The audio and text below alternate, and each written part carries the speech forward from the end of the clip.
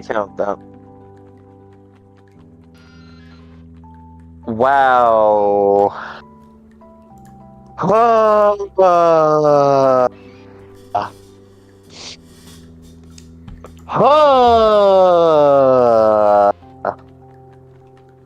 I am, hello, everyone. I am, I am, I'm a name that cannot be said because that would incriminate me into being associated with them anymore. I can't even call myself redacted fan. Simply put, welcome to the Untitled Sickos project, where you may ask, why am I doing a long-winded monologue? Simply put, because I felt like it, and I don't give a fuck whatever these four chudlets have to say. Cause it's me, the Bear Down Gamer, and I'm here to tell you, and I'm here to tell you if it's the Bear Down with, or fuck the Packers with. And today, we're gonna be reviewing Doug Walker's review of Batman vs. Superman. Now, as the number one shipper of Doug Walker, Fuumoko from VTuber, I have to say this early. It's Fuwawa! If you say Fuumoko, there's two people. There's Fuwawa and Mokoko. Get it right, Bear Down Gamer. Disappointed. I'm disliking the video. Disliking the video. I just disliked it. You're probably a little Packers fan. You probably live with your mother. I'm proud. Yeah, you're proud, alright. You're proud to be a bad gamer. You know what? I took a shit yesterday filled with laxatives, and that shit was more painful than this conversation, and that's really hard. Anywho, I meant less painful than this conversation, because simply put, talking to someone who worships these virtual goddesses is gross. I mean, And I can't even get past. They're not even in my top. I don't even know who I simp for, man. They don't even have 64-bit boobies. That 64-bit redacted. What the fuck is this? Anywho, that Doug Walker review for Batman v Superman, it's to fuck the Packers with. And I know, because I took a shit this morning without laxity. You know what pisses me off more than this? Those Gwyn cards who like Gwynbly's 3. I can't stand you Gwyn fucks. I've gotten harassment notes from you because of what you've said to me.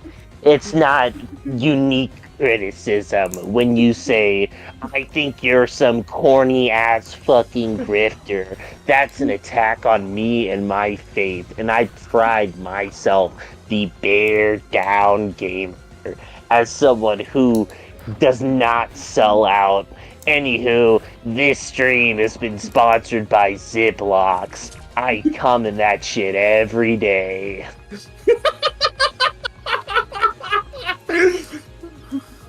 What the fuck is this? You never heard of the Bear Down Gamer bit? I know the Bear Down Gamer bit, but like, did you really have to come in zipper? Come in a Ziploc bag, it's different. Of course you're a Canadian and you wouldn't understand. You're A not typical cultured. Canadian. No, wait, hang on. Oh, is that my partner in crime? The skull aimer. Yes, it is I, your evil twin, the Skull Gamer. And I'm here to convince you to play the worst game ever. Gwimbly 4. Gwimbly's giant asshole. That's not even a real game. Get out of here, Skull Gamer. You're affecting my YouTuber partnership. Anywho, I don't sell out. Even though I just said you should go and buy some very good, sturdy, premium Ziploc bags. But the game is a real thing, Bear Down Gamer! You've just repressed it because of how awful and shitty it is! Wait. I need to fact check this.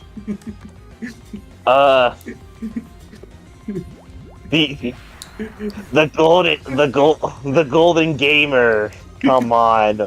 I need your help. I'm calling the golden gamer signal. What do you want? I have a question. Is there a Gwynblee's 4? Listen. If I knew the answer to that question, I would be winning at the Cracker Awards right now. You didn't get nominated? Man, what a fall off. To think you were pulling in 50 views at one point. It's very unfortunate. It's very unfortunate that this has happened to me. And this is why your mother is on the street. What the fucking hell? That's why I had to scrape the bottom of the barrel for crackers. Oh my god, the floor crackers, it all makes sense! Yes, it does. It's all been there. It's all been obvious. Guys, we we need not to start notice that? we need to start a podcast. Our first guest needs to be Alex Jones. Of course, that'd be poggers. Oh my god, I think The frogs. I'm pretty sure that the 12 gamer is like holding his head in shame. I don't 12 even know gamer. what this even is anymore. We go from Wembley 4 to Wembley 5. When has there been enough Wembleys in this shit game economy? What the hell is this? I am so disappointed in every single one of you. We need the Wembley 1 remastered, not another version. You know what? I agree. We need to bring everything to PS5 because that has every game known to man. No, PC only. PC only. You'll never get your precious Pokemon on PC, 12 Gamer. Is your name even 12 Gamer? I bet you don't even like 12s. No, I don't. Quite actually, I actually think we should retire the 12th Man Gamer. Because the 12th Man hasn't been a thing for many years. What do you mean? You're one of the risest coming up YouTubers. You have 9 subscribers right now. Chat, I think I'm cooked.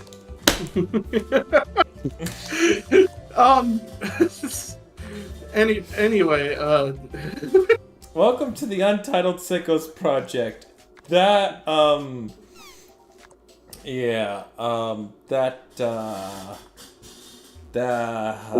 If you don't think that's peak, then simply put, why are you here? yeah, you know what to expect at this point. Bro. You're lucky I didn't talk about Gwynblee's balls. His Gwyn balls, if you will. Yeah, yo, you Gwyn fucks getting your Gwymsectomies during your Gwyn madness.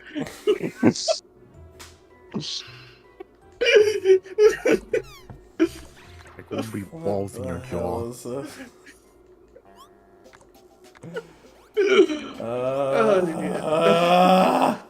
Anyway, I'm Carsausage, and I hope you all had a Merry Christmas, and I guess on the 13th day of Christmas, we decided to give you the Bear Down Gamer. We do not apologize for the Bear Down Gamer. The Bear Down Gamer has no political affiliation with this channel. He is simply put not a real person.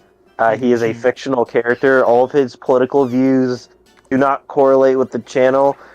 We do not condone his tweeting, his tweeting at all. I mean, after all, we would never want to associate with someone who thinks that Tommy DeVito is a 10-win quarterback. Yeah, and we really didn't appreciate him tweeting out free Brian Urlacher, whatever that meant. Oh, we really didn't like him either when he tweeted out Melissa Mussolini did nothing wrong. What? Fuck. What the fuck? Anyway, I think there's some other people here that need introductions. Yes, hello, I'm Nick. I have survived the editing gulag, and I am here to tell you that editing can be a pain in the ass. Well, think of it. Think of how much character you've built. True, this is what surviving the gulag does to you. Yeah, I mean, we now have fancy Todd in the Shadow style introductions for our Sickos Hot 100s because of all you learned. True, that is very true. That is very, very true. In fact, the fact of the matter is, it's how I get to edit masterpieces like the fantasy football video. Which is unironically a 0 out of 10 movie, completely worthless. Yes. Like you want to know my opinion? My opinion is that in the critics section of Wikipedia, I saw like a snippet of a review for fantasy football that pissed me off so bad. Like, yeah, here it is. From Marco Castaneda, he's praised the movie, saying it's a showing of the importance of family, and saying that it has a wonderful cast and production team that involves LeBron James, his collaborator, agent, and longtime friend Maverick Carter. The film will have audiences entertained and their hearts will be touched. What part of importance of family was in Bobby Coleman's arc? Like, was it the part where he completely abandoned his family for completely ignored his daughter's interest in robotics because I need to win a Super Bowl? Or when he spent 12 years as a journeyman running back with fumbling issues? Yeah, like, listen, the only family values I'm hearing from this is, how much did LeBron James pay you for that review? No, guys. What if he like actually genuinely thought that fantasy football was absolutely peak cinema?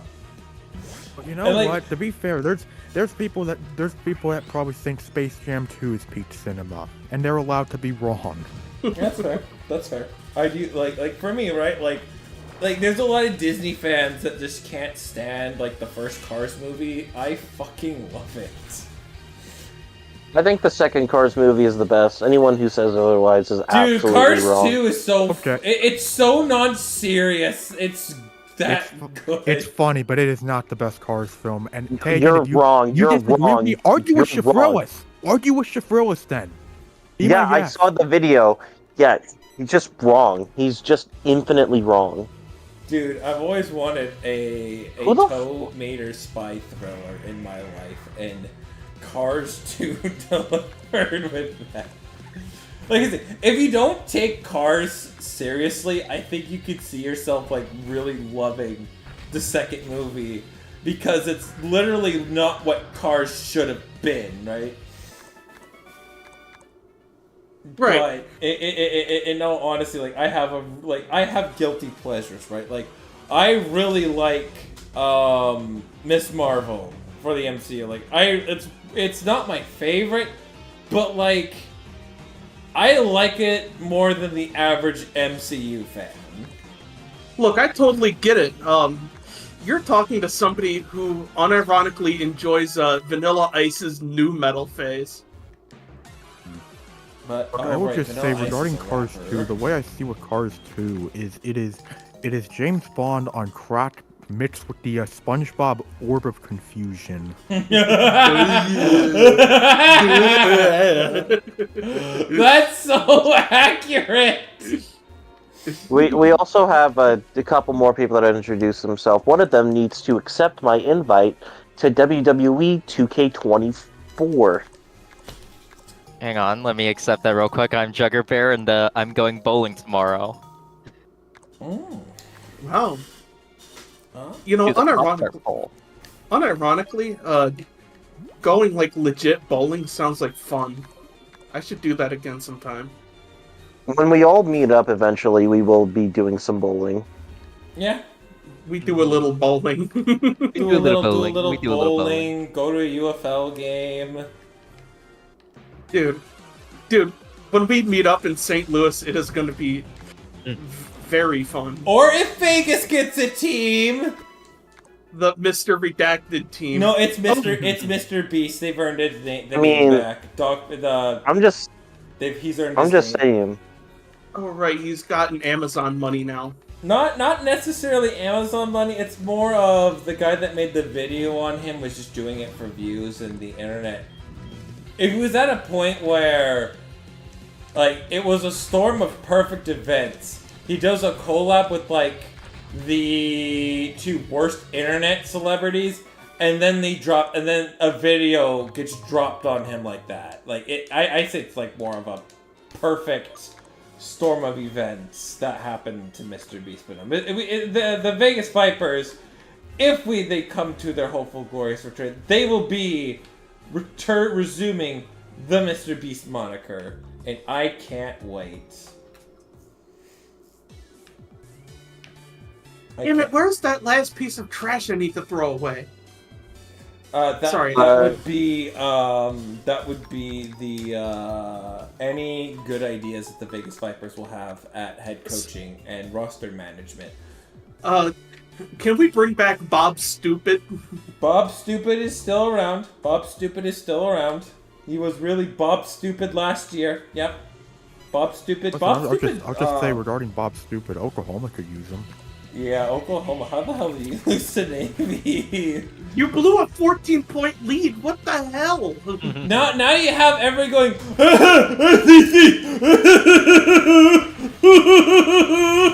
Too good for the Big 12, huh?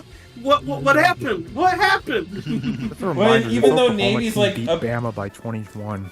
Yeah, even though good lord, it's so dumb. People are like, and yeah, Arkansas. No one's gonna, and everybody's quiet because Arkansas just took the belt to fucking Texas Tech.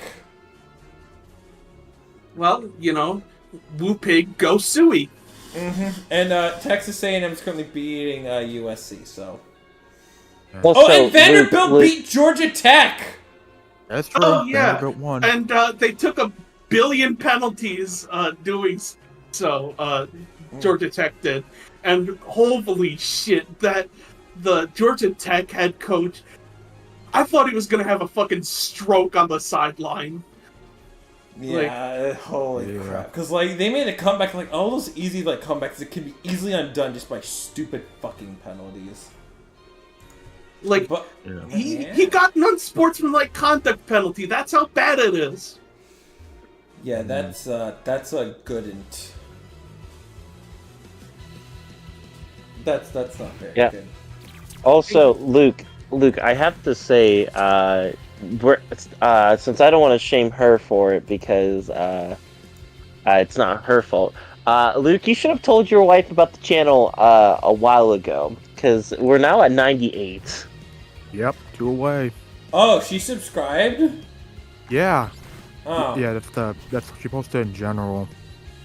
Yep. Thanks, honey.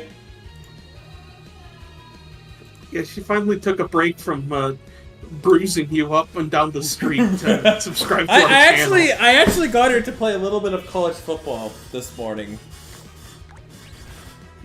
So, yeah, Yeah, she's just giving you Tyson uppercuts. Just Oh hell yeah, you know it.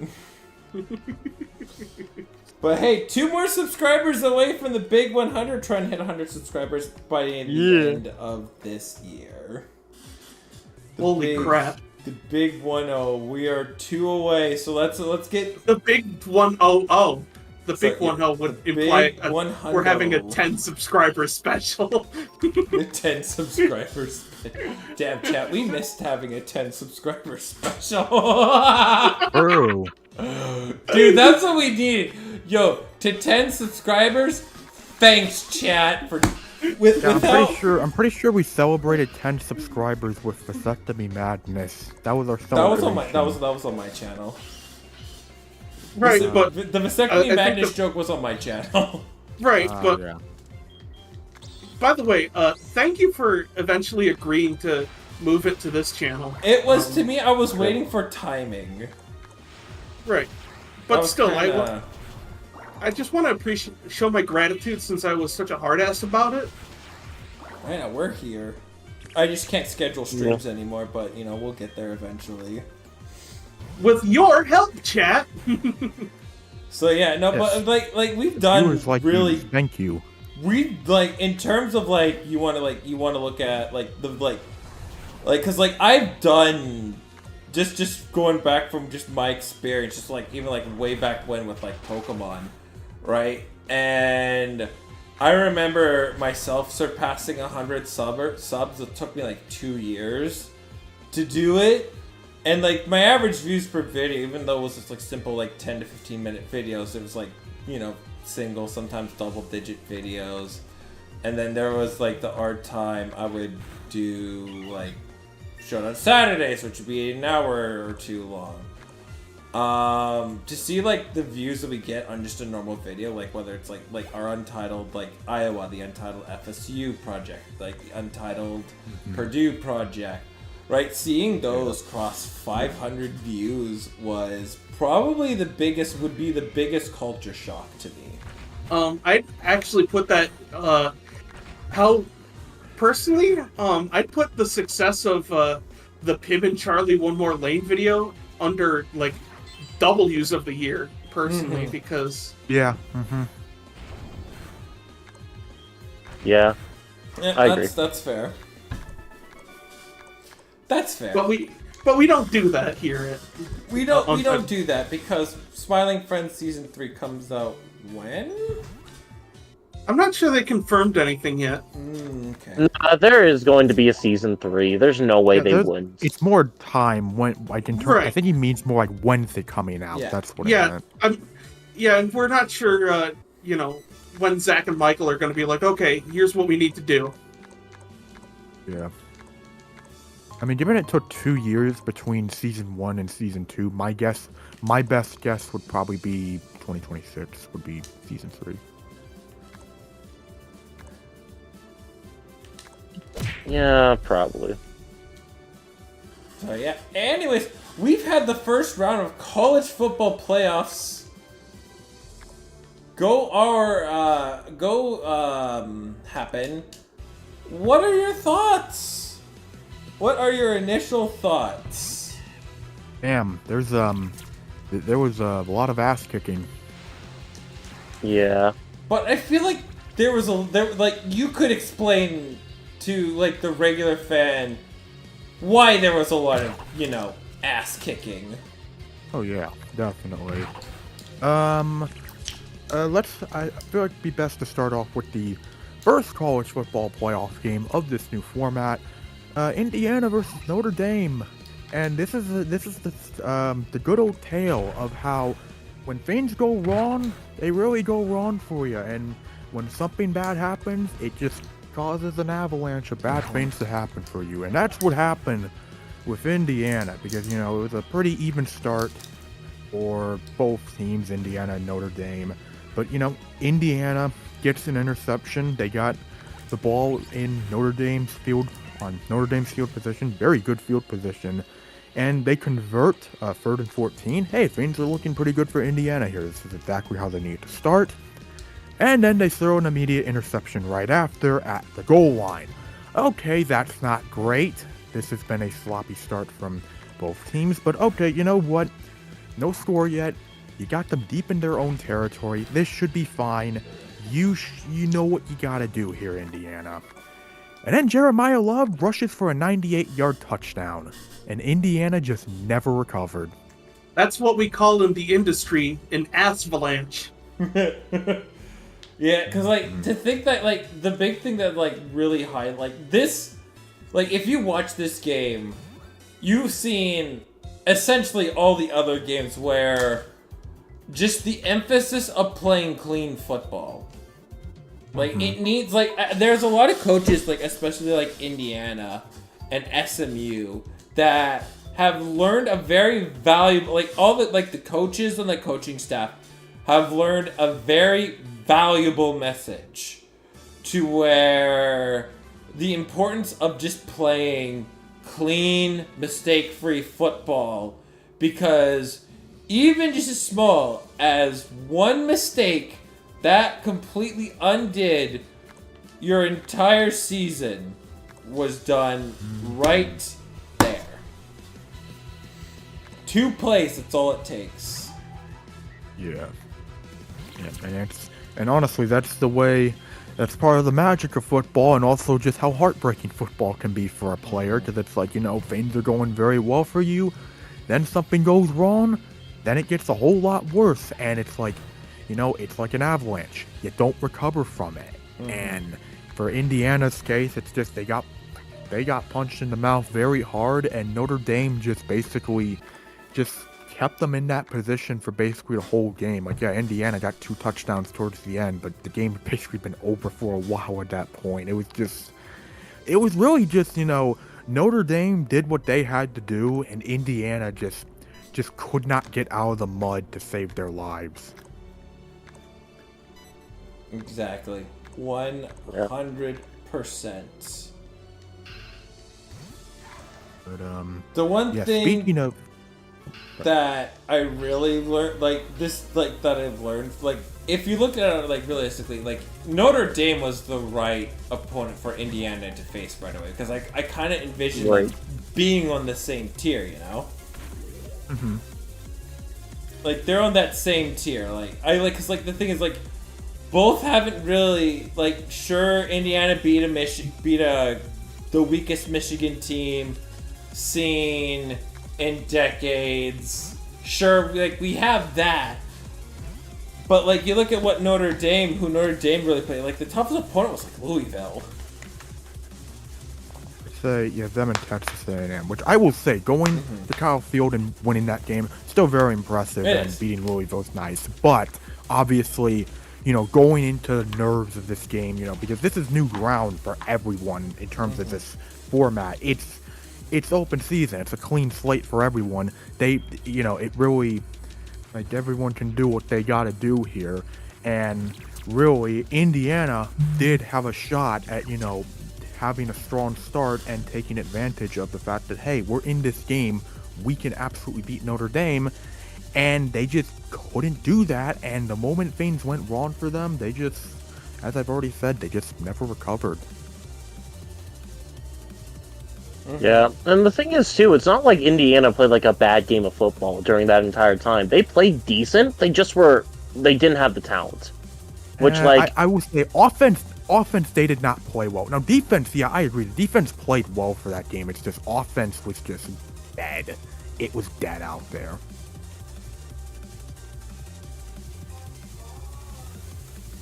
But, yeah, exactly. 100%.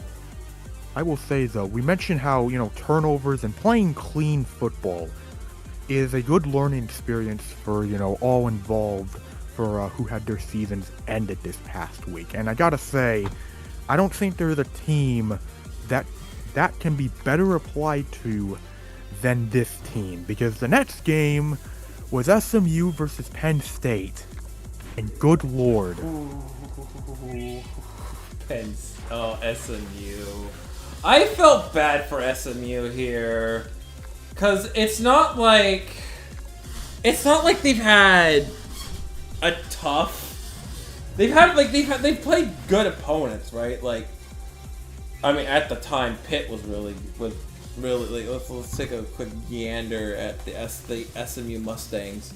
But like, it's almost like, you know how SMU, right? They were able to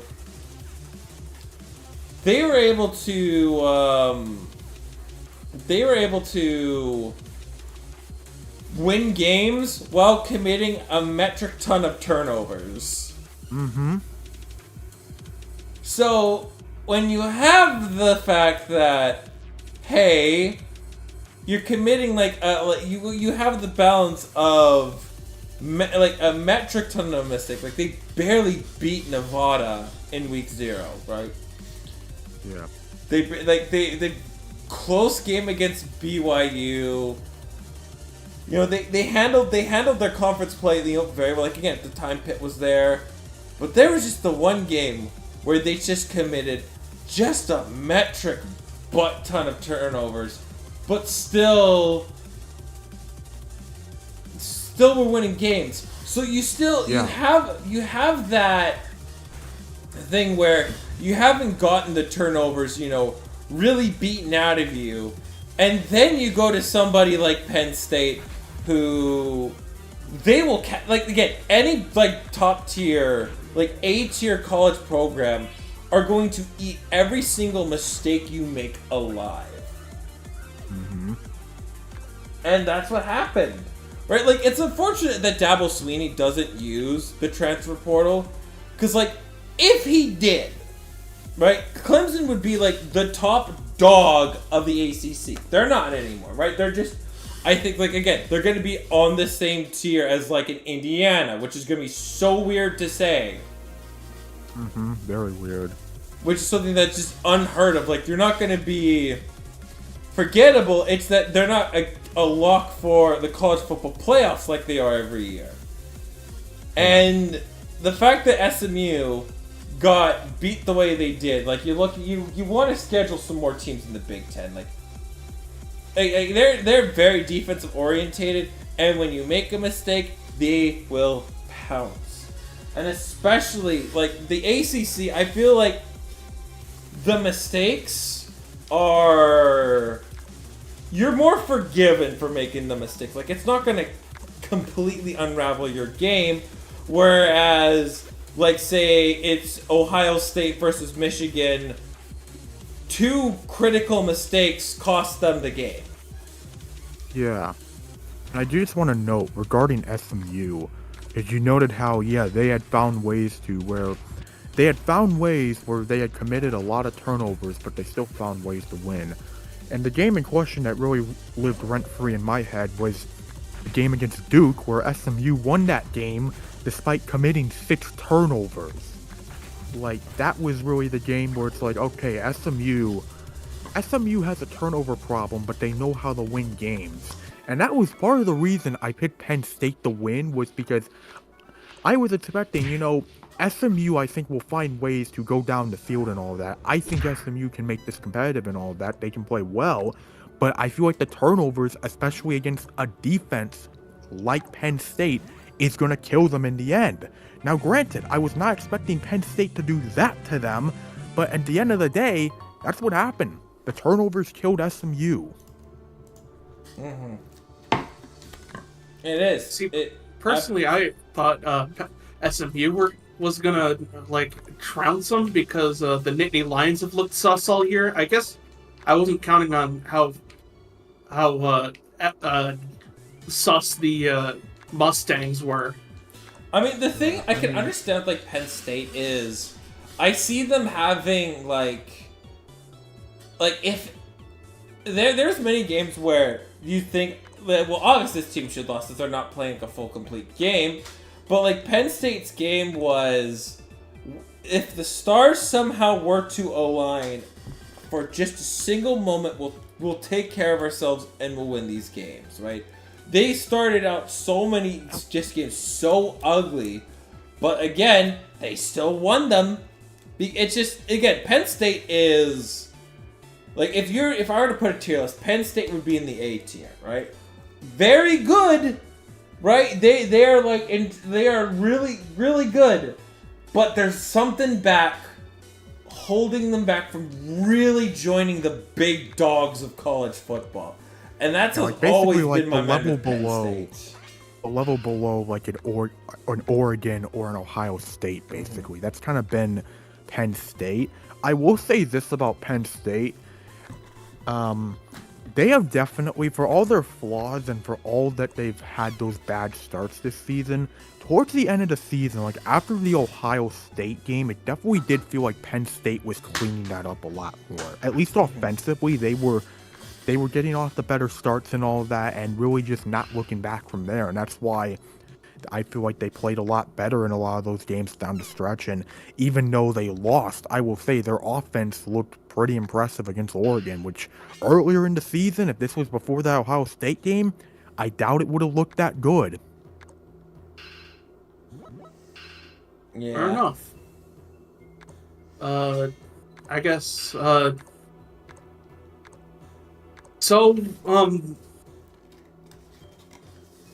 I'm kind of interested in seeing what Texas Arizona State is going to look like.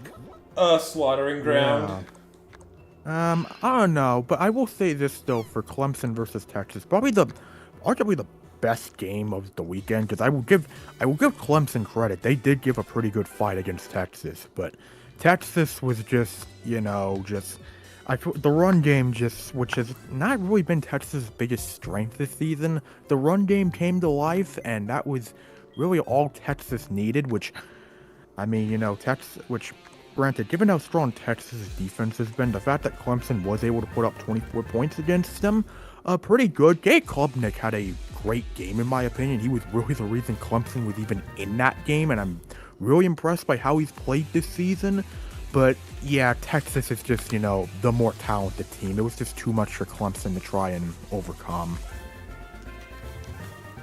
Yeah, the way how I looked at it again, it was, again, critical turnovers completely unraveled Clemson. Had they played a clean game, that game would have been very close, and Clemson probably could have won had they played a perfect game. Which is kind of the thing that kind of just really stunned me the most. Yeah. Now, granted, I will say that in terms of this last game, turnovers were not really the deciding factor here, but simply put, one team showed up, the other team just got ran over, and that's Tennessee versus Ohio State. I thought that game was going to be so much closer. I was like, this is like Tennessee and Ohio State in my mind was like, this was the game that was going to put like college football, called the college football playoffs. This was the game that's going to justify. I think it was going to be either Indiana or Notre Dame or Ohio State and Tennessee.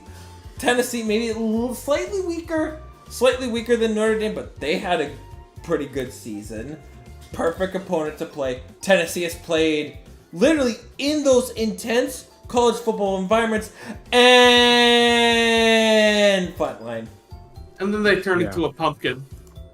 Yeah, I will say, I think the big thing that, I'd argue the big thing that really killed Tennessee was just Ohio State really came out of the gates just charging away. Like the fact that they took a 21-0 lead in the first quarter against what has been a great Vols defense all season. It had to have been a shock to Tennessee having to be in a position that you have not been, all season. And I think the other big thing was Tennessee's run game just didn't get going, and a part of that was the fact that their best player on offense, Dylan Sampson, got injured early, and yeah, Tennessee just had no answer afterwards. Granted, they did score 10 in the second quarter. They at least made it a respectable enough halftime score, but Ohio State was just the better and more commanding team the entire game. And it's like, it's the exact kind of game that Ohio State desperately needed. Dude, I thought Ohio State was so beatable. Right? It was probably the most exposed that Ohio State has ever been. This is a team that doesn't trust their coach, and now it's like their coach managed to rally and potentially win the locker room back. Ozempic Patricia strikes again. That's just an insult to Ozempic, man. Because come on, Matt Patricia was not as good of a coach as Sean Day is.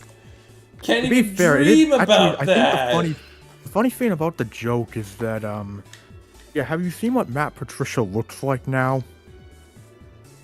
What the? Like, bro's been on the Ozempic himself. Damn. I was the Ozempic Olympian. True. He's got that Ozempic. He's on that Ozempic grind. Yeah. But, damn. Just damn. Yeah. But I mean, that was probably the most complete game Ohio State's played this season, and it couldn't have come at a better time. Now, granted, seeing who they're playing next, and considering how their first game went, they're going to have to probably try and top that. But that's what this next segment is for. So, we're going to talk about that game. I think that game should be talked about last, because that is just it's the best game of the week. And we are going to start off with, ladies and gentlemen, and we're going to say our picks along the way, because we all have them submitted, but we'll just do these 3 games. The 4 games quickly. First game happening at 4:30 Pacific Standard Time. Boise State versus Penn State. ESPN's current spread is Penn State at -11. Now, are these games at neutral sites? Yes. Okay, so there is an even Stevens advantage. The thing with Boise State, and I think me and Amper, we talked about this, and I think the conclusion we came across was, since Boise State is a Group of 5 school, they're gonna need a lot to go right, just because Boise State will not have the depth on both sides of the ball that a team like Penn State will have. 2 words. Ashton Ginty. You're absolutely right. Here's the thing. I'm not saying that Ginty can go ham on this team. It's that this defense is really fucking good, and Ginty hasn't faced a top defense like Penn State. Like, this is the ultimate draft stock game. Ginty stock, here's the thing. Ginty does classic Ashton Ginty stuff. Dude's a first round pick. No doubt about it. But, if Penn State stops Ginty, there's gonna be a greater limelight of playing stronger competition. Because remember, most of what Ginty did was against Group of 5 school. And don't get me wrong, he had a very impressive performance against Oregon, which is why I'm not saying which is why I won't say he can't do it. This is going to be the game. This is going to be the draft stock game for Ginty. Because if Ginty has a bad game and is very stopped, his stock is going to plummet. Well, fall, not plummet, but fall. And not plummet, but probably it would take a hit. But if he has a great game, on the other hand, then I feel like that probably, chances are, that's gonna lock him up. First round pick. He's a first round pick. He's deep in the first. Yeah, he'll be top 10. Like, he's locked in the top 10 if that happens. He Genuinely. might be a cowboy. He's always going to be a Dallas. No, I had he's him he's pegged. gonna be a bear. But No, I the think big Bear. thi- I think Bear. Yeah, that's actually pretty possible. Also because the Cowboys are not in the top 10 right now, which is really funny. I think GT, like, if the Bears were to pick in the top 5, I think GT would go to the Bears. Like, 100%. That would be a huge pick. I think, like, now this is where it's, if he has like an okay game, Cowboy. But if he has a good game, top 5 pick, right? That's a top 5 lock right there. And I would have said, and I will say, Ginty should have won the Heisman if he goes all out against Penn State. That is something I will totally say, because I was so disappointed that they did the Heisman before this. I would have waited until after this game, because this to me is where Ginty's going. Like, again, both players are going to would have made their case. Travis Hunter, he's playing tomorrow, right? He's playing. Yeah, he's going to be playing against BYU. Okay, yeah. because I haven't heard Alamo Bowl. that Shadur Sanders and Travis Hunter aren't playing. I haven't heard that they weren't going to play. I've heard that they're playing. So, yeah. Can we stick to the good running backs to discuss this next matchup? Sure. Hold on, but before that, we're almost there. Before we get to that game, I will just say regarding Penn State and Boise State. I made my pick. I think Boise State has a very real chance of winning this game, but I think the big thing, because even from what I've seen, even if you contain Ginty, he's going to find a way to get yards. Mm-hmm. And I saw that in games like against Oregon and UNLV. Like, if you can contain him, there is ways to contain him. And granted, Penn State would be, in terms of pure talent, it would be the best defense he's faced. But that's one half of it, because the other half I'm looking at is how will Boise State's defense do against Penn State? Because I do think SMU's defense actually did a pretty okay job against Penn State's offense. Granted, they struggled against the run game, but they did control the passing game. However, if Boise State's defense can do a decent enough job against Penn State's offense, and, Ginty and Maddox is doing very well for the offense, then Boise State very much has a real shot of winning this game. But yeah, that should be a fun game. It should be. I'm not going to count out Boise State here, because I think you do have somebody who's really good and who's going to be on quite the microscope this entire time. Can you capitalize on it?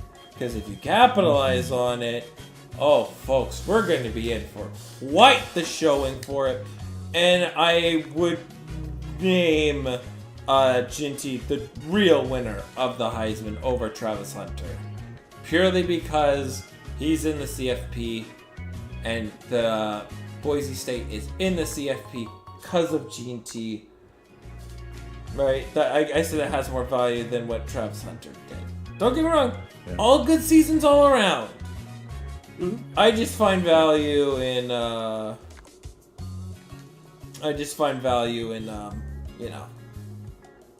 Right.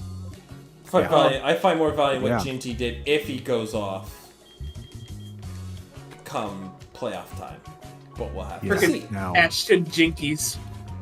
Yes. Anyways, in terms of games that will be very fun, that should be very fun, considering the opposite directions that people were expecting these two teams to be in, because one of them people expected, the other people thought was going to finish last in their conference before the season started.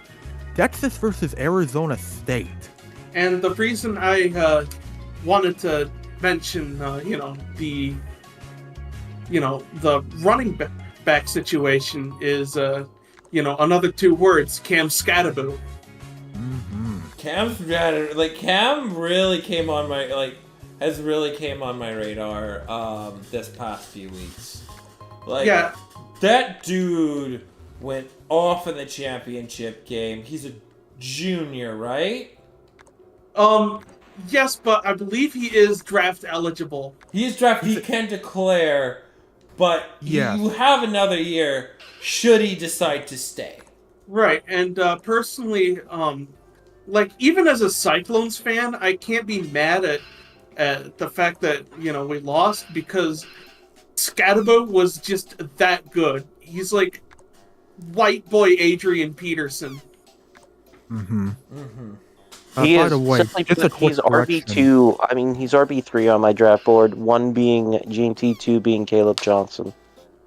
Yeah, I that's think fair. it's all like Just a quick correction. Sorry, just a quick correction. Cam Scatabo is a senior. Just wanted to okay, note so that. he'll be in the draft next year. Okay. Yeah. A very interesting.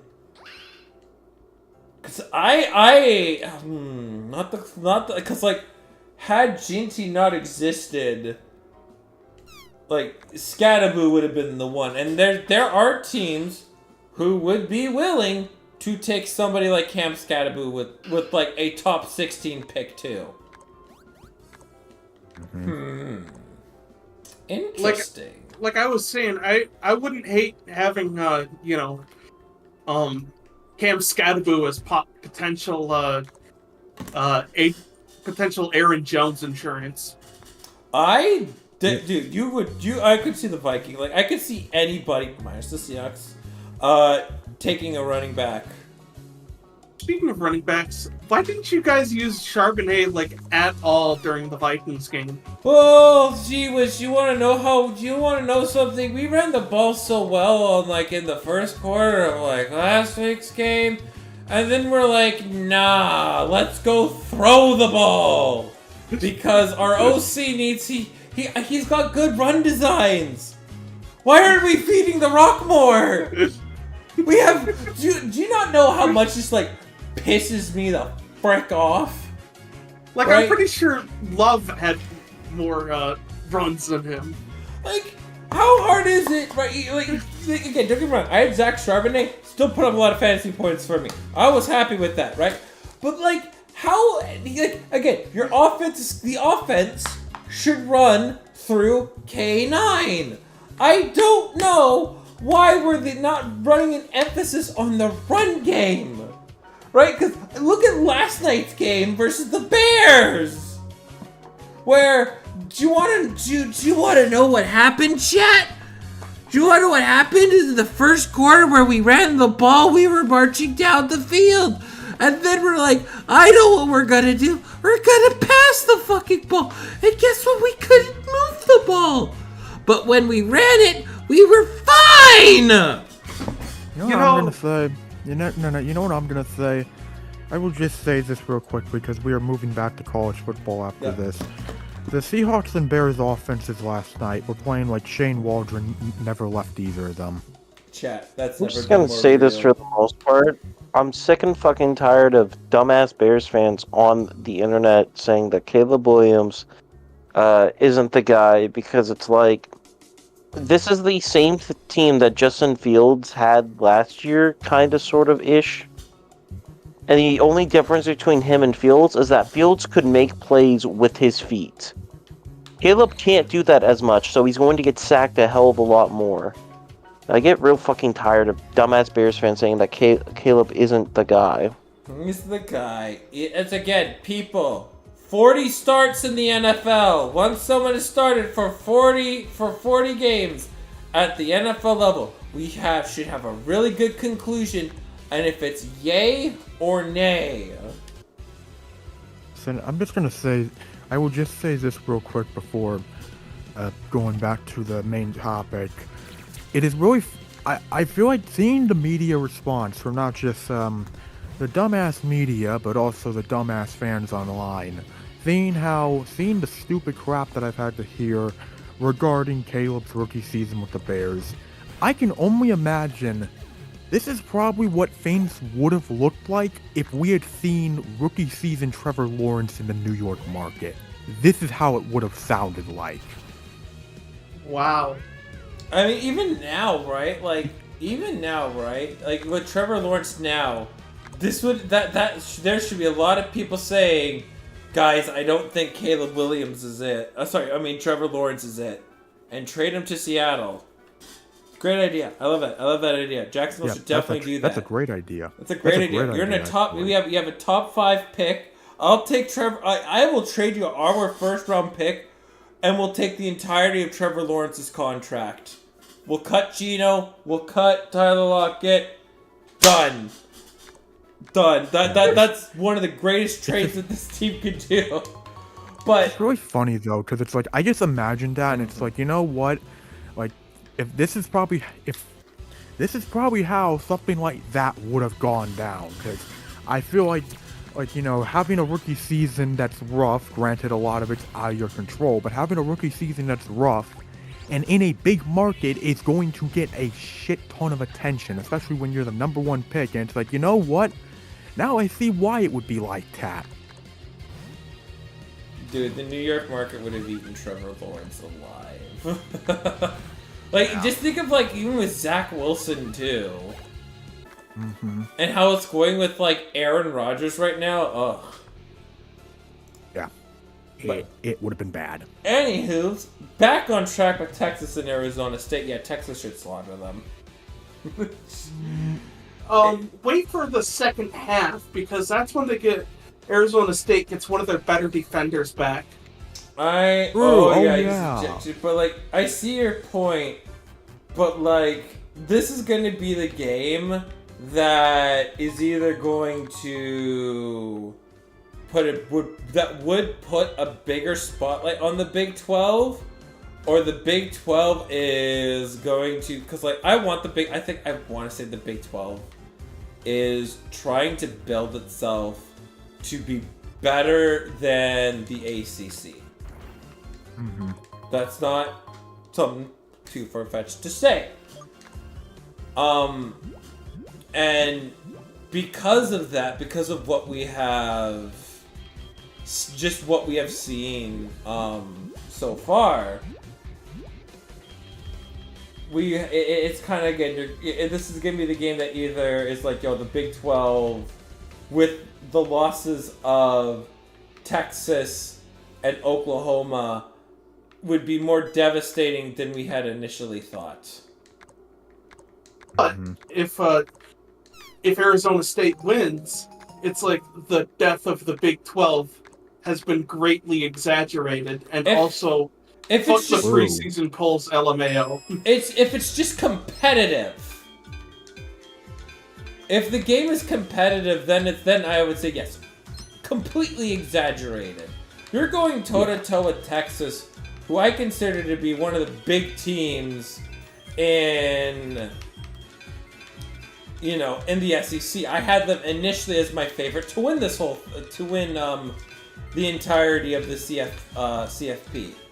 But this is going to be the game where the Big 12 stonks are going to be up, or they have never came back.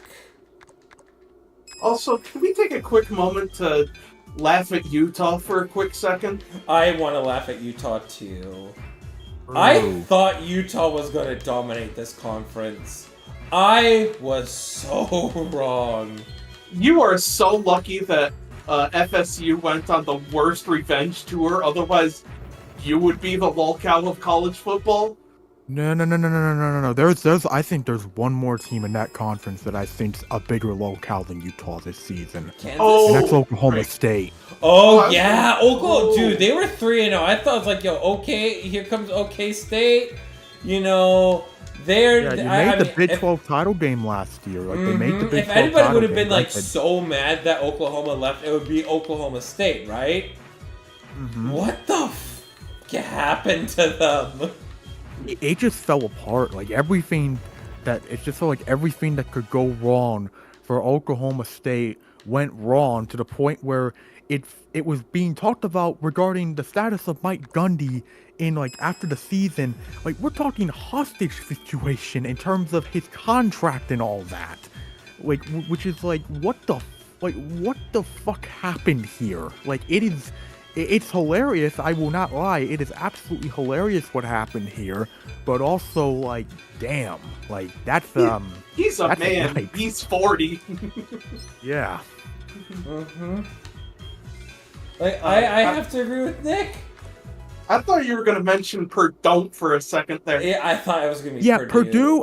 Purdue is still like honestly Purdue is probably the biggest one. Like granted they don't have the expectations that Florida State had, but I mean just look at a Purdue game and you will see why I say that. But like in terms of like the Big 12, it's like it's hilarious just how poorly those preseason predictions aged. And it truly makes the story of Arizona State that much more special because they were projected last, and of course they go on to win the conference. Mm-hmm. And Like that who was. really wanted to win the Big 12 this year? Just kind of a little off topic. I guess Iowa. Iowa State, actually. Yeah, pretty much just Iowa. Fuck you. Iowa's a different college. Iowa State, my bad. I The clones, man. Honestly, I can't be mad with how well the Cyclone season has gone. Like, and you got Iowa State got to the Pop-Tart Bowl, and True. it's close enough to the championship, right? I mean, they not only did they make it to the Pop-Tarts Bowl, they literally had their most successful season since in program history. Like, There you go. and also our quarterback Rocco Becht is only a sophomore, which tells me, holy fuck, this team's gonna be good for a while. Mm-hmm. Mm-hmm. Yeah.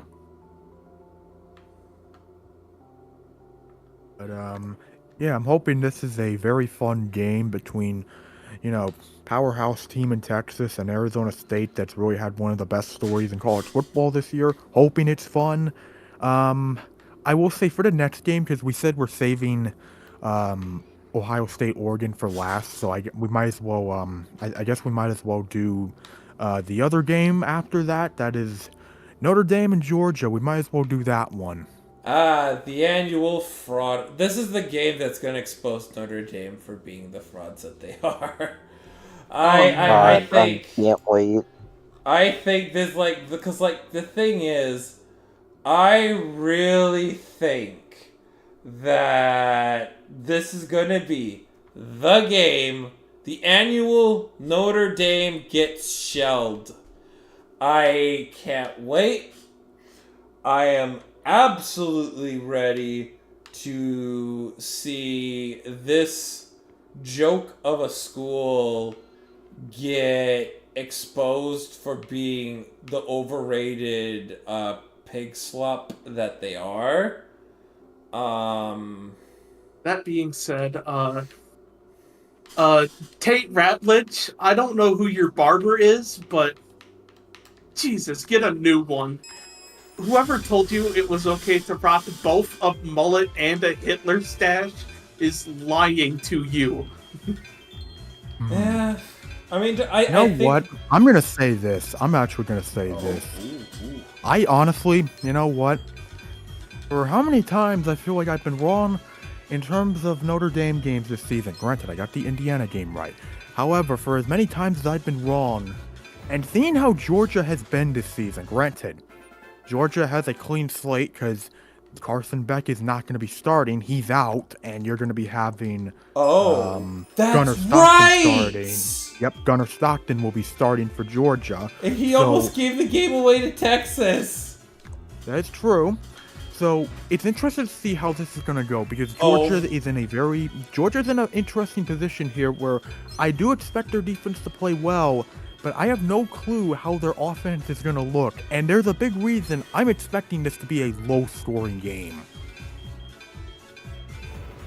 Oh my god. This game is gonna be a fucking gong show. This is Notre Dame is gonna have if Notre Dame wins this, right, they're gonna be like, well, everybody said we were dead after Notre Dame has the most cupcake approach. Oh my god, Notre Dame benefits from a lucky schedule again. When is the first time I've heard of that?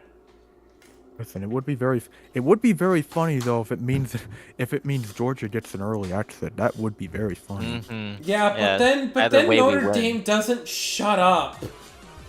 Don't worry, they'll get murdered by a good school like Yeah, but then they're like, Texas but we went 2 games in the college football playoff. We're not frauds. Yes, you are. And they'd be justified for it. That's true. But, Like I that's will the just say this. problem. There's that's like, because again, like even if like you like even like got like absolutely mauled in the semifinals, they have all the justification for saying, hey, we've won 2 college games against good teams. Like even like again, right now there was a great big importance on being like a top 5 college program in the nation. Now with the extended playoff, like that whole thing has just blown wide open, and it pisses me off.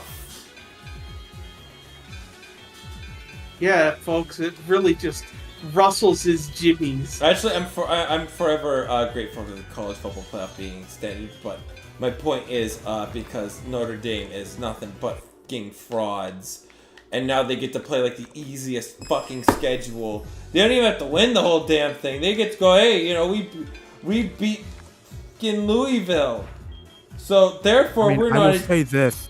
I'm gonna say this though. If Notre Dame's frauds, what does that make Indiana then? I need to ask you that. What does that make Indiana? Schedule merchants.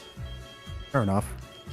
I will Joe say Buck Indiana about was a little merchants. bit like if Michigan like again Indiana benefited from Michigan being in a recovery year, Washington being in a recovery year. They benefit from USC not figuring their shit out. Like the new additions were going to be no matter what on the downswings, except for USC, which I thought was going to be on the upswing, right? So I think Indiana really benefited from the fact that, like, I have Indiana pegged as like a B tier right now, right? Yeah. The only B, but they're the only B, well, except Iowa. I can put Iowa in there, right? But those are the only 2 B tier teams in the Big Ten. The rest are C and D's. C&D's not. Exactly. Yeah. I mean, I will just say though, you know what? In summary, I do not know what to expect from Georgia versus Notre Dame, other than it will probably be a low-scoring shit fest. Which, you know what? There shall be good comedy that comes from that. But on the other hand, a game that I'm not expecting to be a low-scoring shit fest is a game between 2 teams that have already played each other this season in what was an absolute classic. Ohio State and Oregon. Oh, my body is so ready for this game. I can't freaking wait, man. I can't wait for this game. Cause even with all, like, no offense, right, to all the other teams, I wanted to see some, like, really good games. But, like, highlight Ohio State and Oregon. This is going to be an absolute treat to watch again. And it's a damn shame that Ohio State lost to Michigan to lose out on playing in the Big Ten Conference Championship. Because could you imagine if this was the 3rd game between these 2 teams? Fireworks! Like the 1999 Jaguars all over again. But like, think of it too, right? Like, it's good. It brings me like Seahawks and Niners vibes, right? Like they played each other 3 times in 1 year, and I'm really curious to see how it's gonna be another like game where I'm gonna have another magnifying glass on Sean Day, and it is how well did you adjust to your opponent? Lights, camera, go. The word is action. I know, and then it's being Ian. Do do do do do do do do do do. Oh, whoa, just get out of the shot. I grew up on being Ian, man. Come on. I grew What? up on that. It's like, have you never seen the theme song to Being Ian? I've never heard of Being Ian. Damn, it was Yeah. a great Canadian show growing up. It's See, that's the cartoon. thing. Canada just was like, shit. So many things have to be Canadian. Better make this. Doesn't matter about the quality because America will never see it. No, it was really good. Plus, it was based around the Fraser Valley area. Of course, you like it, you Chilliwackian. Hey, I liked it as a kid because they mentioned the Canucks, Trevor Linden, and Daniel and Henrik City, so I thought that was pretty cool. But you know, it was a good show growing up. But I will say regarding Ohio State versus Oregon, something big that's worth noting that wasn't in the first Ohio State Oregon game was Oregon's best, probably their best defensive player, Jordan Birch. He's their defensive end. He's arguably their best defensive end. He did not play in the first Ohio State Oregon game. And I just find that interesting to note because, you know, I feel like the fact that Oregon won that game, the fact that this game, you know, you have now your best edge rusher playing for this game when you didn't have him for the first game, just something worth noting there. But yeah, this is gonna be one hell of a college football playoff game because it's gonna be interesting to see what's different from this and the first game. And also, it's at the Rose Bowl. And it's a traditional Big Ten team playing against a former Pac-12 team at the Rose Bowl. How about that? That's like nostalgic that. as hell, wow. man. I mean, side note, there are two former Pac-12 members in the CFP. As much as I will still always be in the back of my mind slightly upset, but I will always understand why it broke up. But I will still be upset about it. Yeah. Because I will still say that Pac-12 was very underrated. But I will blame USC for being stupid.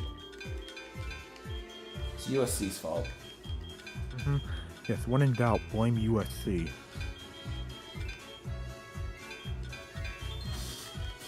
I will always blame USC. That is my instant blame, will be placed on USC because... USC, more like USPP. Yeah, exactly. USPP, take that. Fucking pricks. You guys are 6-6 in the Big Ten. Now fuck off. What happened?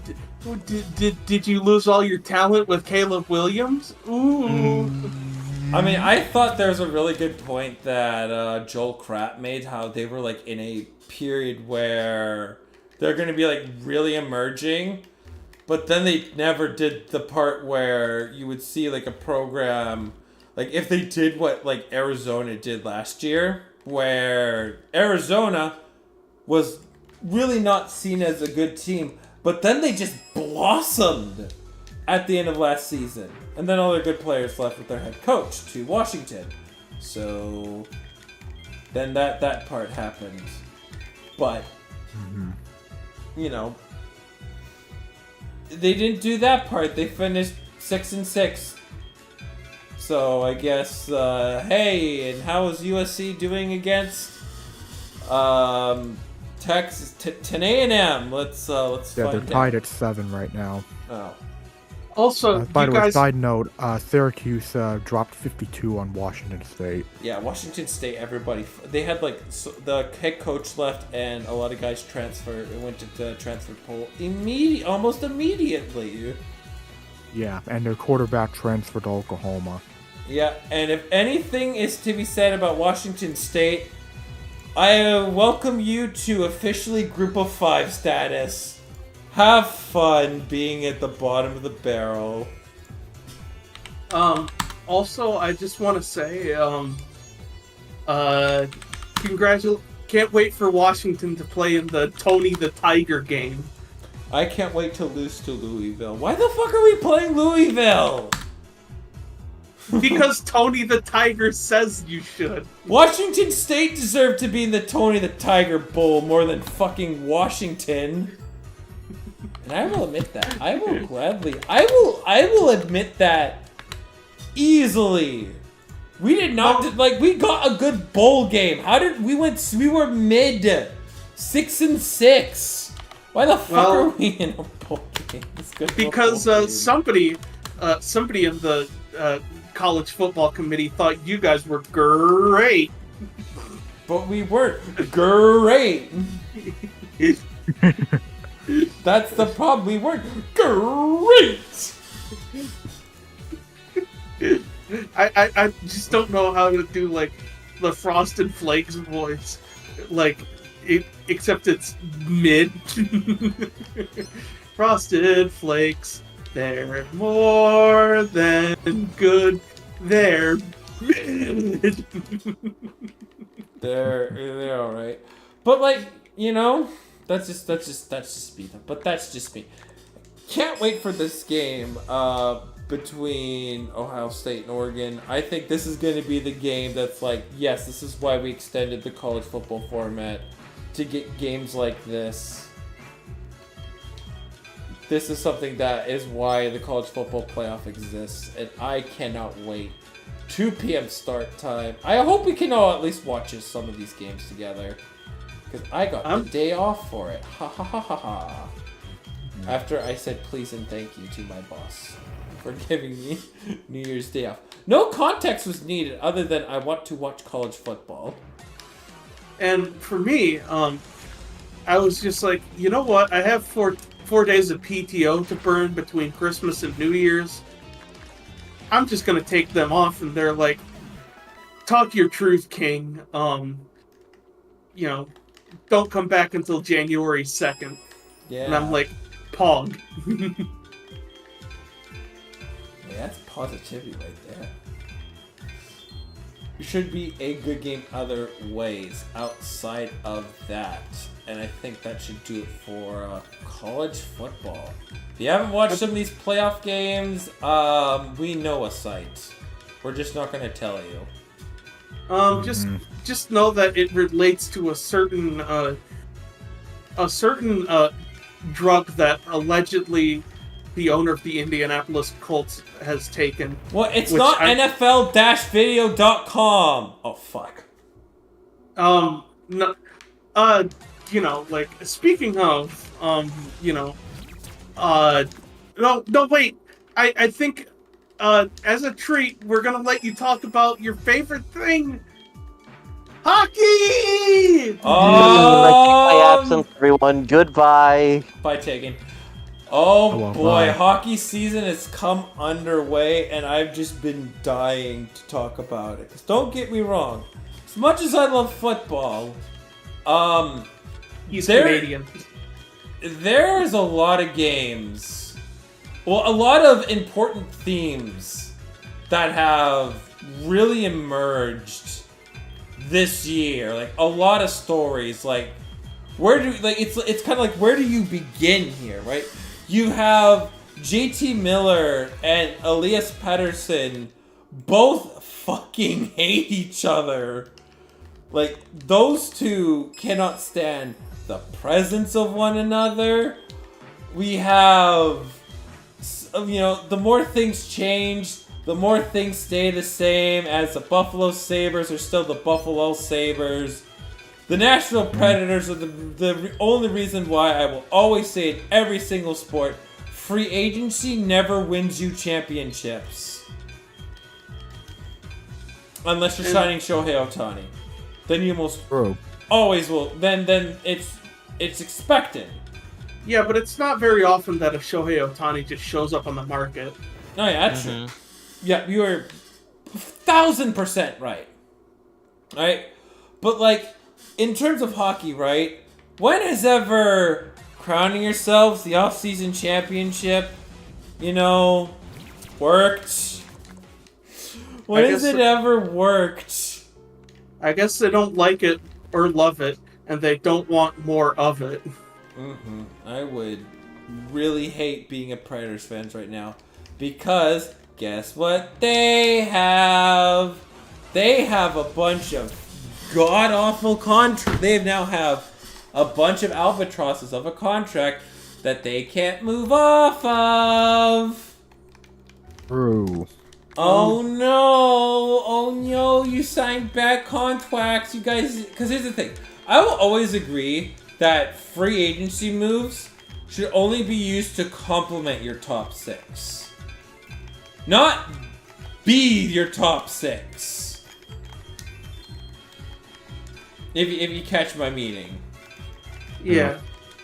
right? I always feel like the best teams will always be homegrown. Right, drafted and developed, because that's how it should always be. Speaking of well-grown teams and the Central, who expected this to be the rankings for this Central Division, huh? The Jets' torrid and white-hot start, Just the emergence Wild? of the absolute dominance of the Minnesota Wild. Like, what the hell? Like, as a Wild fan, I'm excited for it, but at the same time, I'm like, what? Krill Kaprizov.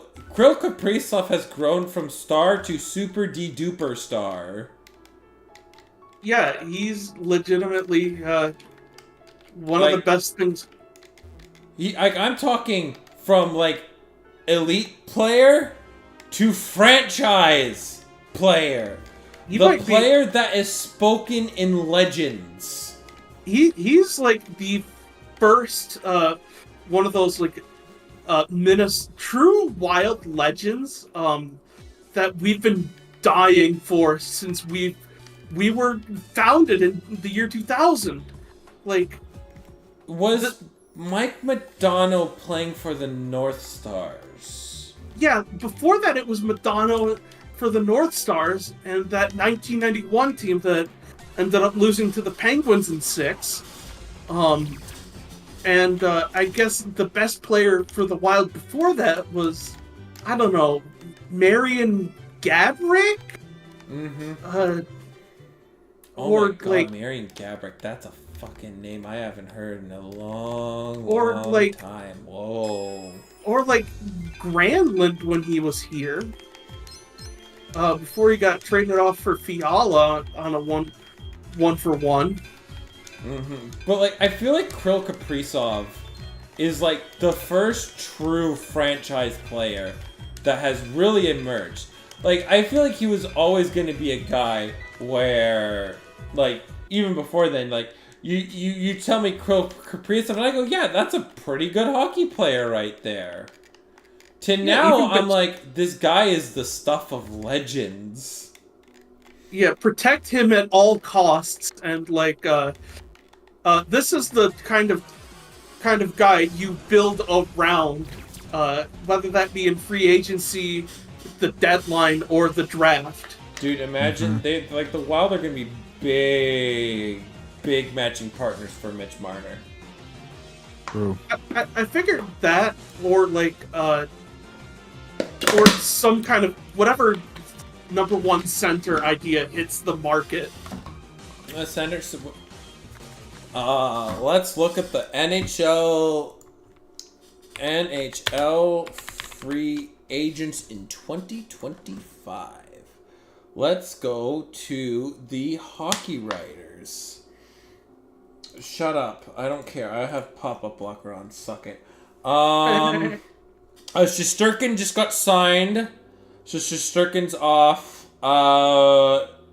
It would be Brock. The current highest one, according to the hockey writers, is Brock Nelson. I don't know if you really want to build around him. Then it goes John Tavares. He is middle. He's a middle 6 forward at this point. Matt Duchene, no. And then Jamie Benn. There's not a true number 1 center. There's good wingers, no centers. I suppose. To be fair, I will say, to be fair, it would be really funny though if you were to steal Matt Duchene from Dallas. That would be really funny. Yeah, that'd be good. Yeah, it'd be a pretty good acquisition actually, and also Granlund is a free agent. Ooh, from the Sharks. The return of Michael Granlund. That, I don't know. I think that's the move. He's he's 32. I thought he was a lot younger. My bad. He's 32, but you know what? I mean, considering, hey, he's still, listen, he's 32, but he's still having some strong performance. So you know what? If the Wild ever want a reunion with him, I feel like he would not be complaining. What about Marco Rossi? It's weird with Rossi because, like, 28 points. He was gonna be, like, elite, but then he developed long COVID, and, like, he's been a big question mark ever since. I mean, Marco Rossi would be, to me, number 1C. And then it'd be just trying to find, like, who's gonna fill that second spot. Which is fair enough, and, you know, I feel like maybe Tavares would be a good fit for that. But I would do Tavares on, like, a short-term deal. I wouldn't do Tavares sure. Like, long-term. You know, like, sort of like what we did for, like, Bukestad when we brought him to Minnesota. I don't know, it's just because, like, John Tavares is doing good right now, but, like, he's someone that I don't like him at the current cap hit. I think he's like, what, 11.6 or something like that. True, and also it's because the Leafs are just like... They're like, don't get me wrong, I think at the time, right, I still would have signed Tavares to the contract, but just maybe a year shorter. But if you know, you're coming down to, hey, Team B is offering John Tavares at, like, the same amount of deal, but a year longer, he would come to your franchise if the contract was a year longer, then I'd be forced to say fine. Yeah. I will just say, because you brought his name up, and granted I know he hasn't played on them for many years, but if we're on the topic of hockey, then I feel like it needs to be asked, what the fuck has happened to New York hockey this season? I mean, it doesn't help when your GM literally says he hates the team he constructed. True. Wait, Rangers or Islanders? Who said that? Rangers, Yeah, the Rangers who GM or did the say that? Islanders GM? Actually, yeah, who did say that? Genuine question. Which GM said that? Because if it's Sabres, I'm gonna fucking bitch slap him.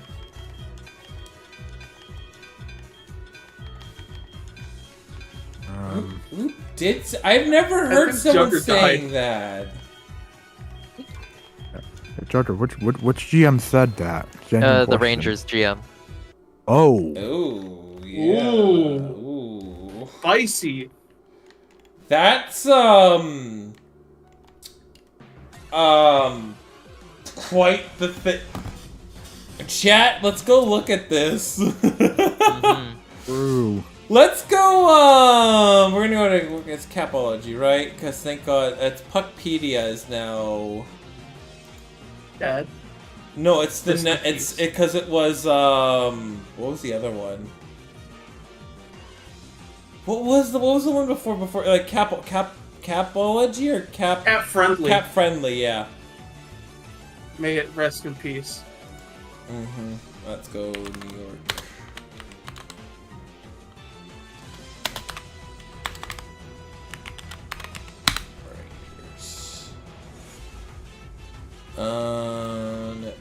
Oh, it's Puck Doku. Do you even have fucking Puck Doku? Oh, teams they're going to. You ever play Puck Doku? I think I'm too young for it. Or I may have not like gotten like super hardcore into it.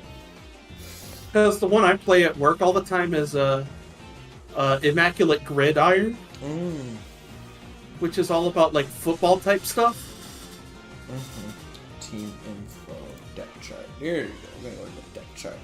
So on Tommy Panarin, Alexei Lafreniere, who's finally emerged as his status, Chris Kreider, Nika Zibanejad, Riley Smith, Trocheck is your top 6.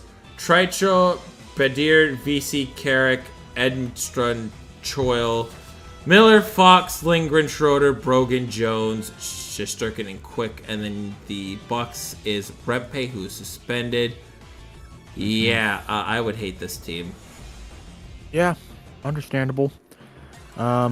Just feels like, feels a little weird that it feels like I'm almost seeing a repeat of 2023, funny enough, because remember the Rangers 2022, they made the Eastern Conference Finals, then they got off to a really rough 2023, a rough start in 2023, granted they recovered, and they did make the playoffs, but they would have a pretty bad series against the Devils where they embarrassed themselves in Game 7, and the turmoil from that was what got Gerard Gallant fired by the Rangers.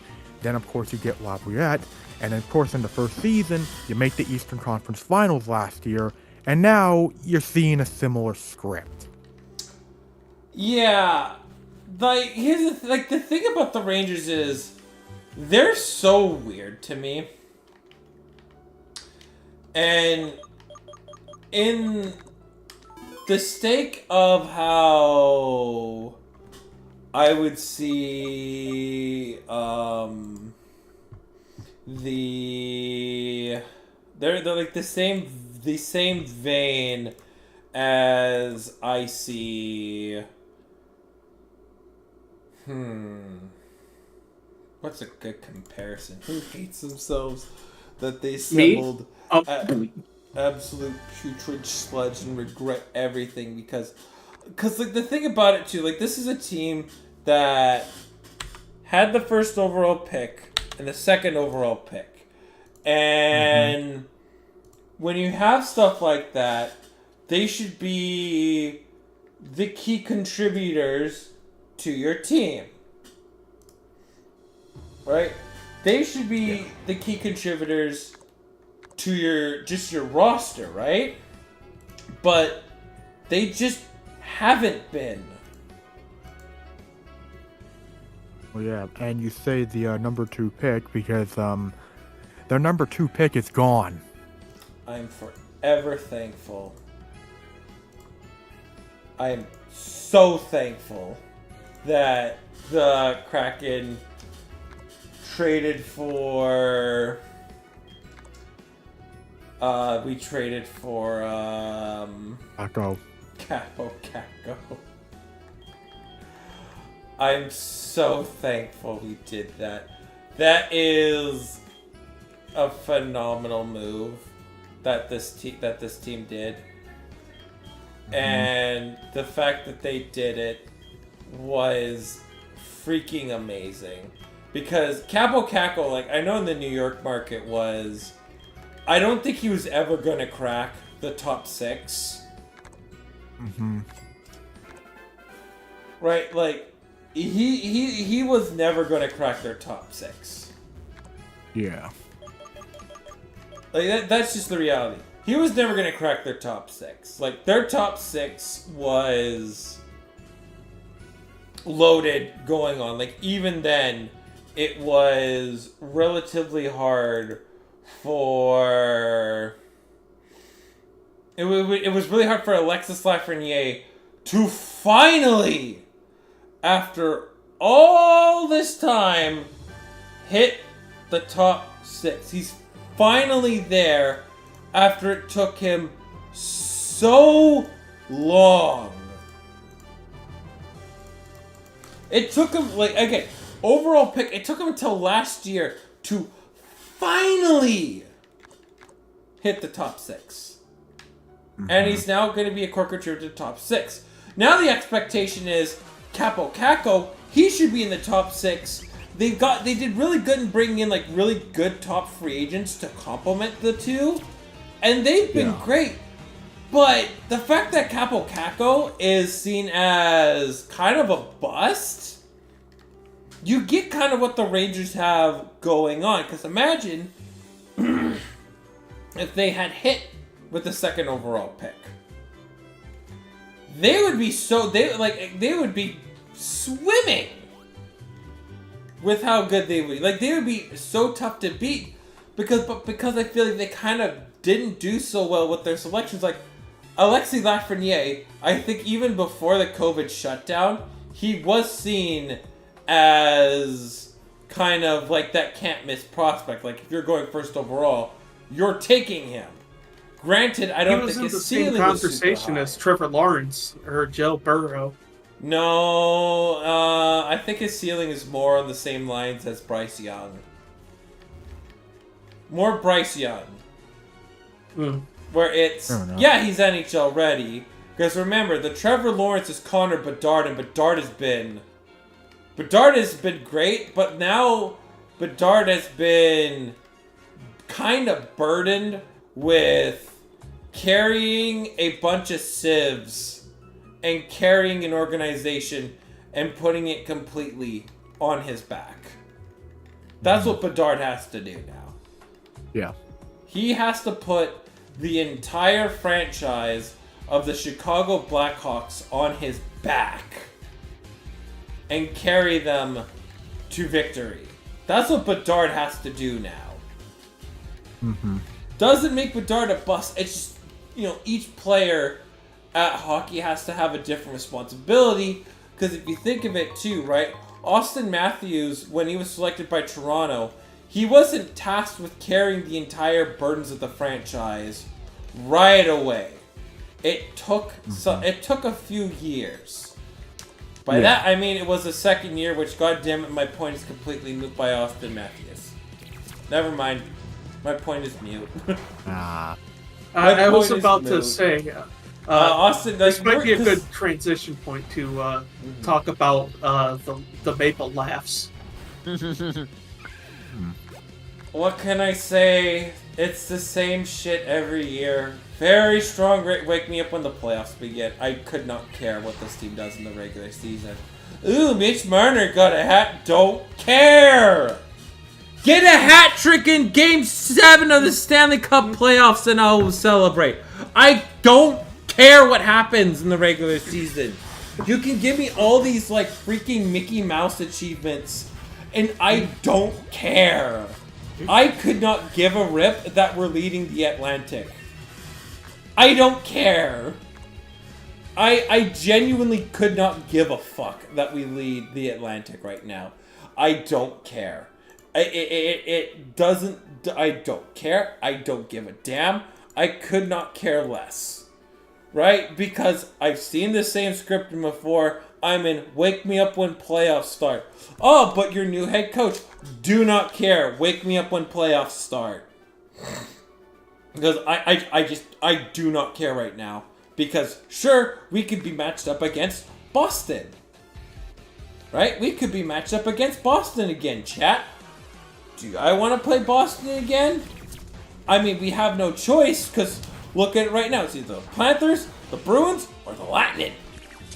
It's one of those teams.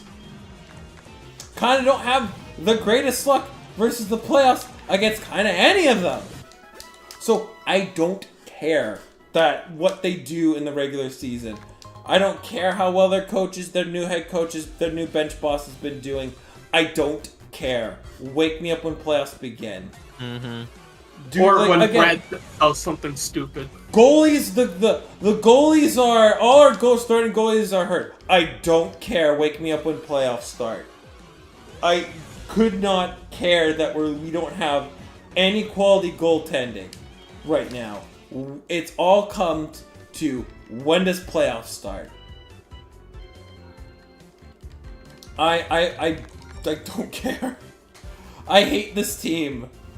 That they're having such a very good... Again, it's a strong start. Strong start. Right? But you know what Sheldon Keefe is having? A stronger start with the Devils. Right? And imagine if the Devils make it to the Stanley Cup Finals. With Sheldon Keefe. Because, you know the whole thing, it's not you, it's me. You know, my message, like, again, it's not the Toronto Maple Leafs. It's the fact that, again, I don't think Marner is a playoff caliber player. He's a regular season stat merchant. That's Mitch Marner, guys. He's having a great year. It's a contract year. I'm ready for him to walk in free agency. I do not want Marner on the team. Right? And even though, and I'm really happy that he's actually playing this year out, because he could have, again, the only kudos I can give to this man is he's in a contract year and he's not like, I'm going to hold out, guys, pay me more money. It's, well, I got to prove myself, so I guess it's in a contract year. I guess I should really prove myself. That's the Toronto Maple Leafs right now. And I will just say, you know what? I will say this because it feels like, okay, we got the same script right here. Actually, for something that's not the, actually, for something regarding Toronto, I actually kind of want to, I do find it fitting that, I do find it fitting who they played tonight, because it actually does lead to the conversation about the fact that, hey, some head coaches in the NHL have not lived to see another day this season. Another fired coach has hit the tower. Mm-hmm. Yes. We might run out of towers when our coaches say fire. True. We're just gonna have to start putting them in the crystal. Well, here's the thing. What it is, Spencer? It is like a crystal that it's like a D20 that you roll out, except one of the numbers is as a whole, and out pops the coach. Who is it this time? D20? Oh fuck! It's Todd McClellan. They rolled a 1, and it was Todd McClellan. Really, Steve Eiserman? Todd McClellan? Really? He's gonna turn it around. Well, you know, we said the exact same shit about John Hines last year, but he seems to be doing well in Minnesota. He is, but I remember how bad he was for the Ducks and the Kings, and the fact that, you know, the Red Wings are kind of in the same boat. Yeah.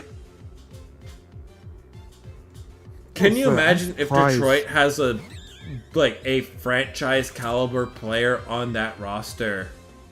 Spoiler alert, they don't. They don't.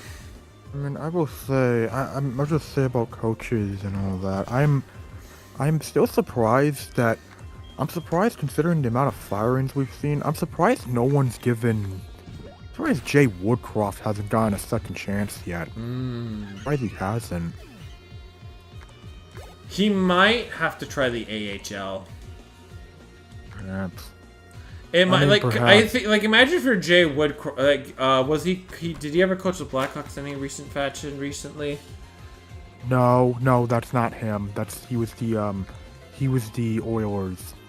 So, if you're Jay Woodcroft, why don't you just be the next head coach of Rochester?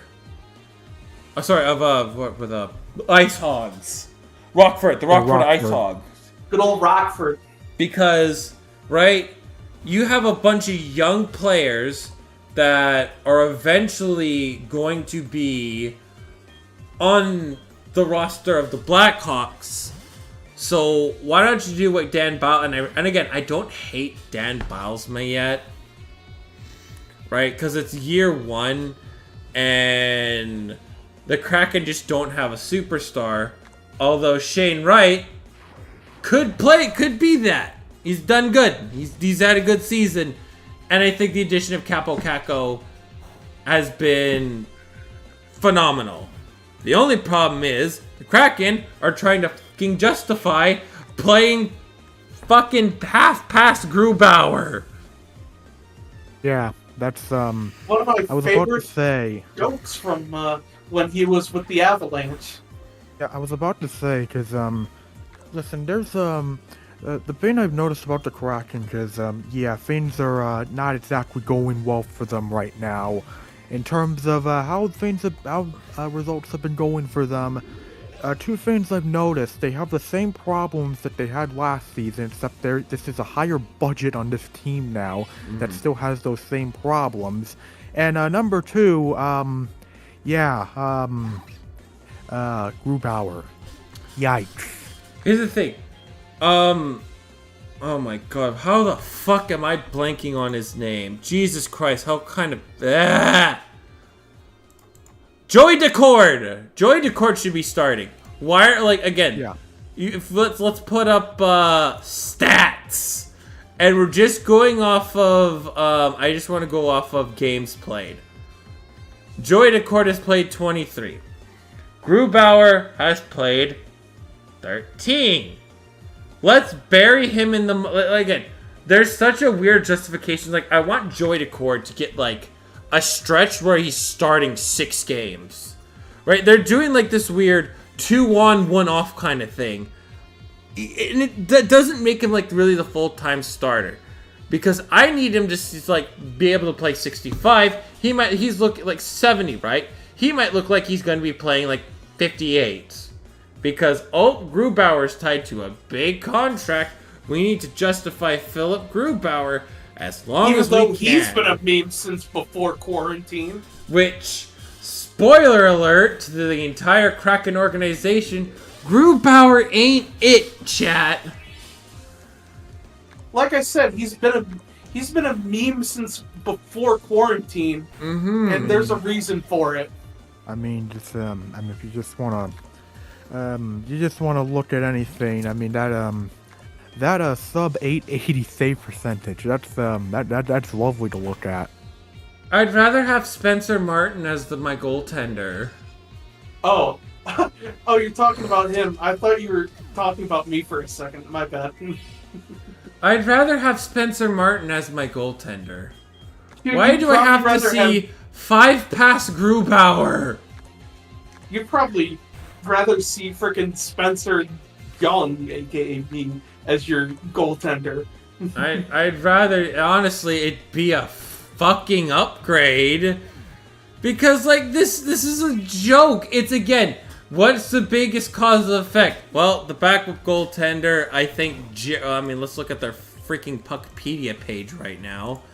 I think they don't have Jared McCann right now, who, before he got hurt... Yeah, McCann's back now. That's good. Like, Before Jared McCann got hurt, he was doing extremely well, right? Shane Wright is coming around the corner. He's done well. It's just, to me, I'm still looking at Beniers. And Beniers is this great, I saw him so well as a rookie. And then, a whole lot of nothing since then, right? And it's, maybe we see a good emergence of Capo Caco, right? I like Jaden Schwartz. I think Schwartz has done really good. But I feel like we have people that are going to be leaving the top 6, and there's not really people who I could see enter the top 6. And then there's, moments where, hey, chat, guess what? Our 4th line is our best player. Because sure, why not our 4th line be our best player? It's not like that, I mean, Andre Bobrovsky has been such a disappointment too. He was supposed to be a player that's supposed to be in the top 5. He just hasn't been in the top 5. And so then we're at where we are right now. We're waiting for, hopefully, any one of these. Again, Jasker Furkus seems to be kind of the name that we all kind of have our eye on. Ross Cotton was one of our early picks this year. Wreck-It Ralph. I can't pronounce his name. I refuse to try and pronounce it. Like something like hey, he's playing in the OHL right now. Again, lots of prospects. We got lots of prospects that. It's why it's not like it's all loom and gloom. I think you have this wide prospect pool, right? That I think could be a really good contribution for this team. It's that you're praying to God that one of these guys is going to be the player that kind of emerges from slumber. And again, I'm hoping that is Jager Furkus. Right? He was like the one that I think we're really having his eye on, right? I think that's kind of the one we're kind of having more of my eye on. But something that's to be noted is, again, the Kraken. You're kind of just waiting for him to really emerge. And let's look at his... Again, I like this time with Moose Jaw. I think he did super good for the Moose Jaw Warriors. Really I'm good. sorry, I can't get over the fact that there's legitimately a dead ass a town named Moose Jaw. It's Canadian. It's the most Canadian thing you will ever hear. I'm just imagining the most stereotypical Canadian accent being like, "Oh, welcome to Moose Jaw, eh?" It's a town in Alberta. If it makes you, it's a town in Alberta. If it makes you feel any better, but yeah, Jägerfurk is kind of being the one we have a good close eye on. But it's just, I probably need to be more patient than I should be, because I think this team's is bound to be really fucking good. Jaden Schwartz is having a good year, but like Beniers, who I expect to be better, kinda isn't, right? I mean, Shane Wright, I mean, took him a while, but he's starting to get hot as of late, which is really good. But like, we need more, right? And that's kind of my thing. We need more. And this team without Vince Dunn is different, and it really shows. Yeah. So, I mean, that's just the thing with the Kraken. You're kind of really waiting for this to gel together, and I think especially since there is this big microscope that's going to be on Dan Bylsma and Jessica Campbell this year. As much as I'm really happy that we have the first female assistant head coach in the entire NHL, in all of the NHL on my team. I mean, to me, the power play, right, which is kind of what she's been specializing in, it's been a mixed bag. It's not good, but it's not been bad either, right? There's moments where this team's only goals have been on the power play, right? But then there's times like they really struggle. They'll score in bunches, but then there's nights where they just won't score at all. And it's the lack of the fact that they're me on a Friday night. it's to me, it's like there's still this team that's still trying to find Christ, you know? Bro. Hey, aren't we all, brother? Aren't we all? We all are trying to find, like, you're trying to find that like really franchise altering player that makes altering moves. And again, just like Tree's video, Shane Wright just came off of a blazing hot start. My question is, is that going to be the Shane Wright we're going to see, you know, at the end of this year? Because if that's the emergence that the Kraken are going to be seeing, like, you're going to see the Kraken be, like, the Pacific Division is going to be Death's Gauntlet. You have the Calgary Flames, which, surprise, surprise, they're not bad this year. They're actually ridiculously competitive this year. You have the Vegas Golden Knights, which will never go away. The Edmonton. Speaking of the Vegas Golden Knights, I think our resident Golden Knights fan should probably get the privilege. Yeah, you brought up the Pacific, you brought up the Golden Knights. It feels like the perfect time to talk about the Golden Knights here. Golden Knights, you know, it was an interesting offseason we had heading into this. Obviously, we lost Marchessault, we lost Stevenson. A lot of questions is, hey, who's going to fill these holes? Well, you know what? We have seen the results of what this season has brought us, and so far, we have seen great results. Of course, right now, we are on top of the Pacific. We're on top of the Pacific, and there's been a lot of great things that have happened for the Golden Knights this season. Like, you know, maybe it's because, I don't know, like, maybe, like, expectations, maybe just, you know.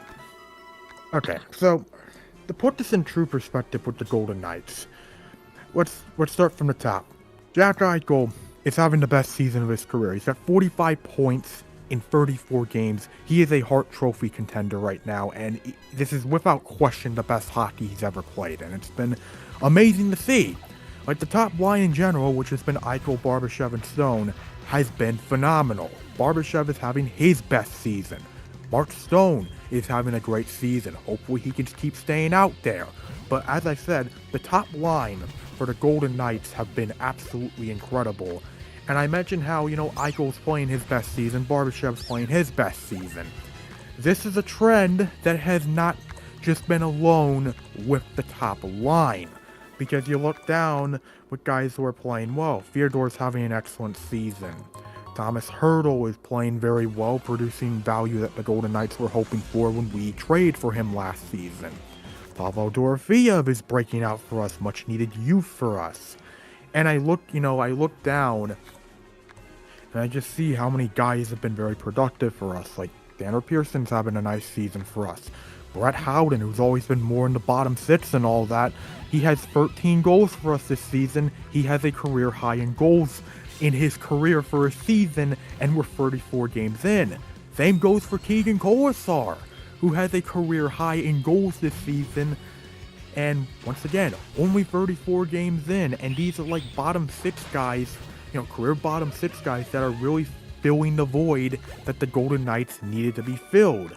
And you look at someone like Victor Olofsson, who's really been, when he's been healthy for us this season, he's been a great addition to it. And once again, kind of proving the theory that the Buffalo Sabres might as well be the Golden Knights minor league affiliate. Mm-hmm. But in other areas, goaltending, Hill's been fine. He got off to a rough start, but he's been playing great hockey as of late. Samsonov's been okay. He's been okay. He's had like 1-2 really bad games. Like, he had a really bad game against Utah, but outside of that, it's like, you know what? I'm fine with him as like the goalie number 2 on this team, at least for the time being. But I think the big thing to note regarding the Golden Knights this season really has not been able to be said in like really any other season for the Golden Knights, is that the power play has been fantastic. Like, we have been in the top 6 of the power play percentage success all season, and that has never happened with the Golden Knights. It feels so foreign seeing the Golden Knights have such a great power play. Like, the only time where the Golden Knights power play has truly been phenomenal was during that Stanley Cup run in 2023. That was arguably the best power play we've ever had. But of course, this season comes along, and with the new changes that have been made to not just the regular core, but also, of course, the power play unit, the Golden Knights now have one of the best power plays in hockey. And yeah, it has been truly a sight to behold. And for as much as it sucked losing someone like Jonathan Marchessault, the Golden Knights have bounced back very well from that loss, and yet again, they look like a Stanley Cup contender that's not going to go away. And depending on what we do at the deadline, I feel like the Knights are probably going to be a team that can really just probably do something similar to what they did for like the 2023 trade deadline and just add more depth to the team. And you know what? That's something I like to really see, because yeah, I mean, the Knights already have a lot of great players on the team, a lot of great situations on this team. I feel like the big thing that I just want the Golden Knights to, the big thing I wish for the Golden Knights as we go forward is for the team to stay healthy, because that is the one thing the Golden Knights have always had issues with, is the team staying healthy. And I say that right as we score a goal. I think Eichel just scored, so that is great timing for that. Actually, no, it wasn't Eichel, but you know what? Great timing for this. Where are they playing right now? We're playing the Sharks. Yeah, I mean, speaking of watching the Golden Knights, though, because I'm a fan of the team myself, I don't know if it's just me being unlucky, but I can never find their games on ESPN Plus. Really? Like, let me check right now. I close out all these dumb tabs I have open. All your porn tabs. No, just tabs to bail out my brother. talking about the one guy that posts not there any regularly on ESPN Plus. Twitter.com, never goon. See, that's his big secret. That's his secret. You know, he's. Chat, I don't think I can live in a world where I find out Juggerbear goons. I'm going to fucking jork myself to death if that happens. York yourself to death. Holy. Don't do that. Oh my Because god. if Oh, Juggerbear- now Aiko scores. If Juggerbear hath betrayed me, then my whole life is a lie. Jugger-sama, not like this. If that's the truth, chat. I've been lied, deceived, bamboozled, run amok, led astray, lied to, deceived. I don't think I would ever trust another man again. I don't think I would trust a man again. If you're about to tell me, yeah, I tell people that not to goon, but I'm like a professional gooner myself, and I'd be like, no, it's not true. Listen, I'm like a cum champion over here. You see, like, Yeah, you definitely are. you admit that, but that's the difference. I see this man with the fucking doom, with the motherfucking doom thing of like never goon. Yeah, by the way, I just gotta say, it's really funny. I mentioned that the Knights just scored 2 goals during that stretch. Yeah, they scored 2 short-handed goals during this, so that's really funny. It's okay. The Sharks, you had no expectations to begin with. That's true. I just got a message from Adain saying Sharks remembered they have to tank. They still do. They I don't gotta have. admit, when he's not on an authoritarian tirade, Aiden can be funny sometimes. True. He is. He could be so good. Just remember, we're not in the communist Aiden utopia. 1984. No, just we are not in North no. Korea. We're talking like hardcore. I think like 50s communist Russia. Like 50s communist Russia, where I think where was the time that Stalin passed, and the next leader was like, we need more open and we need more people to be happy. Except if I don't like the thing that people are happy about, then it's banned. Yeah, No, it was the 50s. You have to 50s, remember, yeah. though, Stalin literally erased people from history. Yeah, that is true. But like, remember, the second guy was here. Like, we want people to be happy. Why does jazz music sound like somebody was crying? People can't be sad in Russia. Banned. Man, bro was literally queso. Case. Yeah, You're buying. Yo, that bro was so queso. Chat, I don't like that thing. We're just gonna fucking ban it. I hate how you say queso, and I immediately think of that one thumbnail I saw where someone compared them to the Montreal Canadiens mascot. Ban him! Ban this guy! Ban him! Ban him and make sure he never ban him on every website known to man. Cancel him on every social media platform. Oh my god, I gotta fucking find this. Oh my god, because like, you see, it's like that. No offense to Aiden, that's the Aiden Federation. It is. I reference to 1950s communism, where if I don't like it, it's banned. Chat. Russian, literally, the Cold War Russia is literally queso, man. If you really think about it. I'm sure your U.S. history teacher, your world history teacher, is gonna love that comparison. Cause it's right. I mean, I did. You're also looking at someone who did take who did do it's called social studies. That Right. is the Canadian perspective of like significant events. But I did take History 12, which was events seen at from the world's point of view. Oh my god, Nick just posted it. Yeah, look in the group chat. Oh no. Oh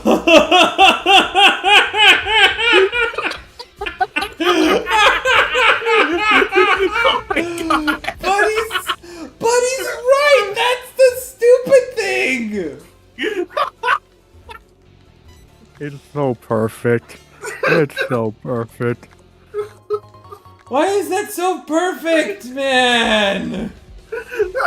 Oh man, I hate these like smart ad boards and hockey broadcasts, and then they Oh, zoom I in hate with them. the actual board. I can't fucking Oh, stand yeah. them. I like they're in NHL and I'm like, ugh. You know, to me, it will always be better than the fucking glow puck. At least the glow Spencer, let's puck be had real a here. point. Anything is better than it's a like glow. before HD and you can't see the puck. That, But like now we're in. that was the Oh, owner of the California another Golden Golden Knights Seals, goal. right? Or was that a save? No, that's a goal. That was the owner of the California Golden Seals, right? Who went on and quote on said, "We need a glow in the dark hockey puck so people could say it. That's what we need to grow our team." I find it so funny that all your like owner voices are just like these evil oil barons. But it's true. I mean, most of Or them at least are that's how I evil, see though, it. That's at least how I see it. Right, I'm just saying your Jerry voice sounds like your It's like a your fucking Ursay oiled, voice. fucking like an oiled like they're like I see like Annie Richards like these fucking like villain scum bosses that are getting oil tycoons. Yeah. But like I'm not wrong either. You're not wrong. You're not wrong. I'm not saying you're wrong. I'm just saying it's funny that they sound the same. No, you're supposed to cancel me for being racist towards Americans. That's what you're supposed to be. You're Well, supposed to no. go, not Good every day. rich person's an oil tycoon get canceled. Mr. Earthday. Mr. Earthday, there's this one asshole in Chilliwack, British Columbia. He's saying that you're a rich oil tycoon. Well, after I do some of this glow dust, we're gonna sue the fuck out of him. Oh, fuck, I'm sorry, guys. Hang on. Ugh. Okay. Anyways, back to the Vegas Golden Knights. Well, Back to you, Nick. Yeah. Oh, by the way, we scored another goal, so hell yeah. If you guys don't mind me chiming in here, the non-hockey man would like to say something real quick. Go ahead. This is a promise to all sickos out there. I promise to watch, at minimum, one hockey game from beginning to end. One hockey game. Can we pick what game it is? No, you will wait to see me choose, and I Damn will it, watch 'cause, it like, from you're not gonna beginning pick a to good- end. I want you to he's watch gonna a Game pick, like, 7. Ottawa versus Chicago or something like that. It's gonna be the next Blackhawks game, and he's gonna be like, "Why Yeah, am I I know. fucking watching this? Why isn't Connor Bedard so good? Because he's 19 years old, Hey, having it's to better than carry the the zero entire hockey fucking games I was franchise." It's better than the 0 hockey games I was gonna watch. So be grateful, dickhead. Yeah, but I want you to watch more than one, It rubs dickhead, the and I want to puck on pick the its one. skin. because- You're- You're, else it one gets is higher than it's 0. again. I can go back down to 0. You know what? I'm Do not watching the tempt Blackhawks me. just like not watching any hockey at all, dickhead. So Guess I'm just what? saying, this I never even interaction- said I was gonna watch them. This interaction is like watching SpongeBob try and convince Squidward to eat a Krabby Patty. it's soul, Taegan. It's good for your soul. Oh, please. I have no soul. See, exactly. Anyways, back to you, Nick, with the Blackhawks. I mean, there. I guess you know. Oh wait, sorry, if we Golden didn't Knights, Golden talk Knights, Golden Knights. This is the Golden Knights. Sorry, it's the Golden Knights. Yeah, I was just waiting for Discord to keep itself on track. But I actually don't have much else to add. I'm happy with how the Knights are doing, and yeah, hope it continues. Hope we keep doing this. This is fun. This is very fun. Imagine having fun watching your hockey team. I couldn't imagine. Well, actually, the Kraken, I True. kind of. It's crazy that you follow 3 hockey teams and all of them are shitty in different ways. Well, we can talk about going into the Canucks here, but Oilers are still going to be the Oilers with McDavid and Draisaitl. Like, have fun playing those two, because they're that special that they will, you know, freaking chew at your throat if it takes to winning a game. Yeah, Like, and just ask the LA Kings when it comes to April. And then there's the Vancouver Canucks. For those who don't know, there's been quite the Days of Our Steelers-esque scenario unfolding in Vancouver.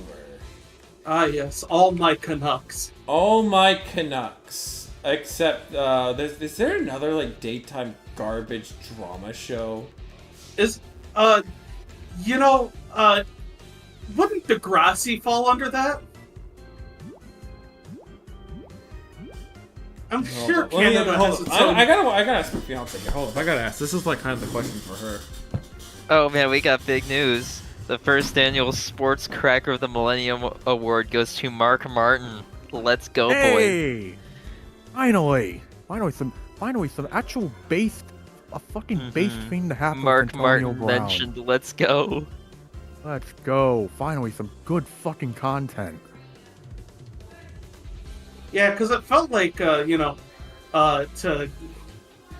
borrow some slang from Jugger, it felt like AB was just posting cold with most of these. Whoa.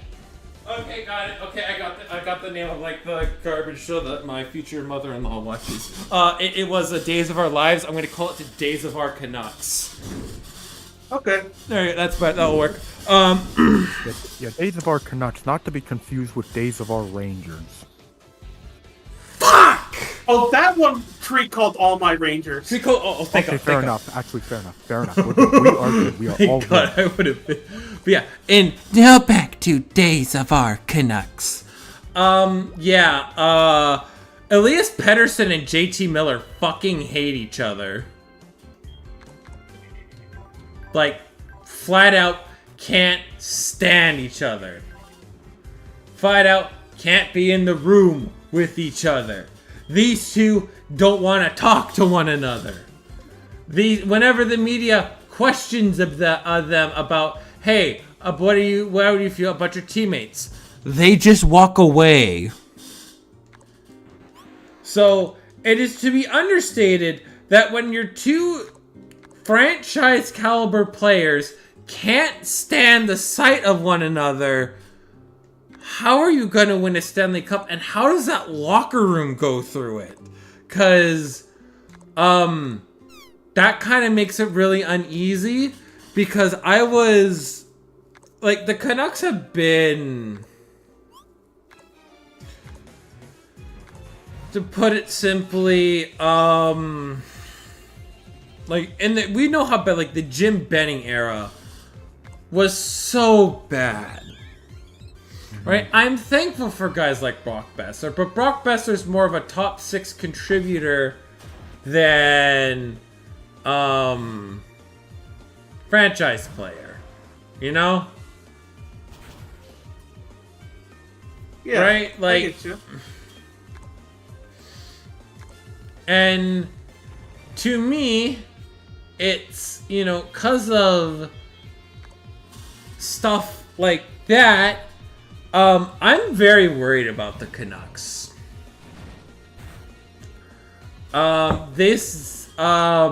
Just 'cause more of just like the longevity of it all, of the Vancouver Canucks.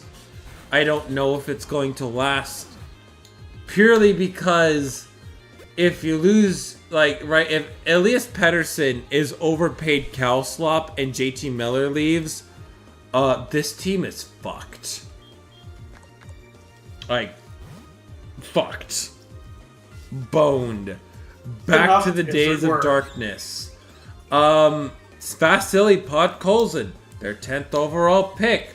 When I was hearing at the draft time, many people had him pegged as the 4th best player in the draft class, and seeing as how the Canucks got the 4th best player in the draft class, I was really excited. But lo and behold, he is somebody that has been a bust. And not the fun kind of bust either. Oh fuck. God damn it! Spritz! Spritz! Spritz! Spritz, spritz, spritz, spritz, spritz! God damn it. Anyway, spritz, spritz, spritz, spritz, spritz! Spritz! Oh, hold on. I gotta put this under the faucet and add more water to the spritz bottle. Hold on. Just gotta turn the faucet on. This is what we need more on. This is what we need more. Gotta turn the lid on. There you go. Spritz, spritz, spritz, spritz, spritz.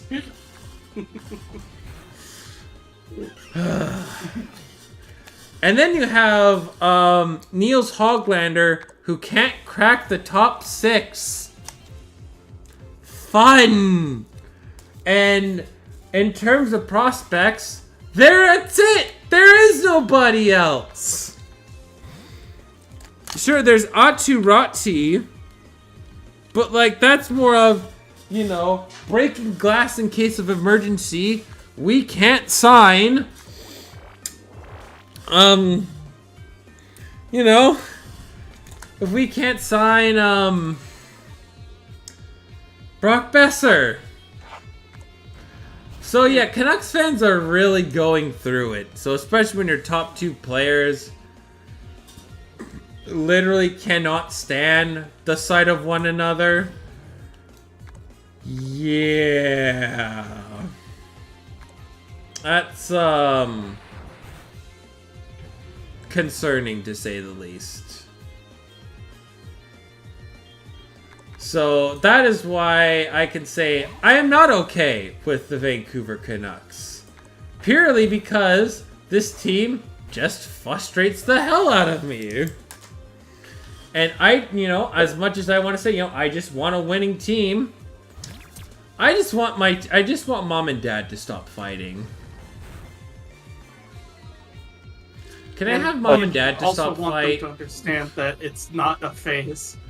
Can this be just not a phase between the two of them? Can they just, you know, honestly, just hug it out? And then inappropriate thought from Spencer. Luke,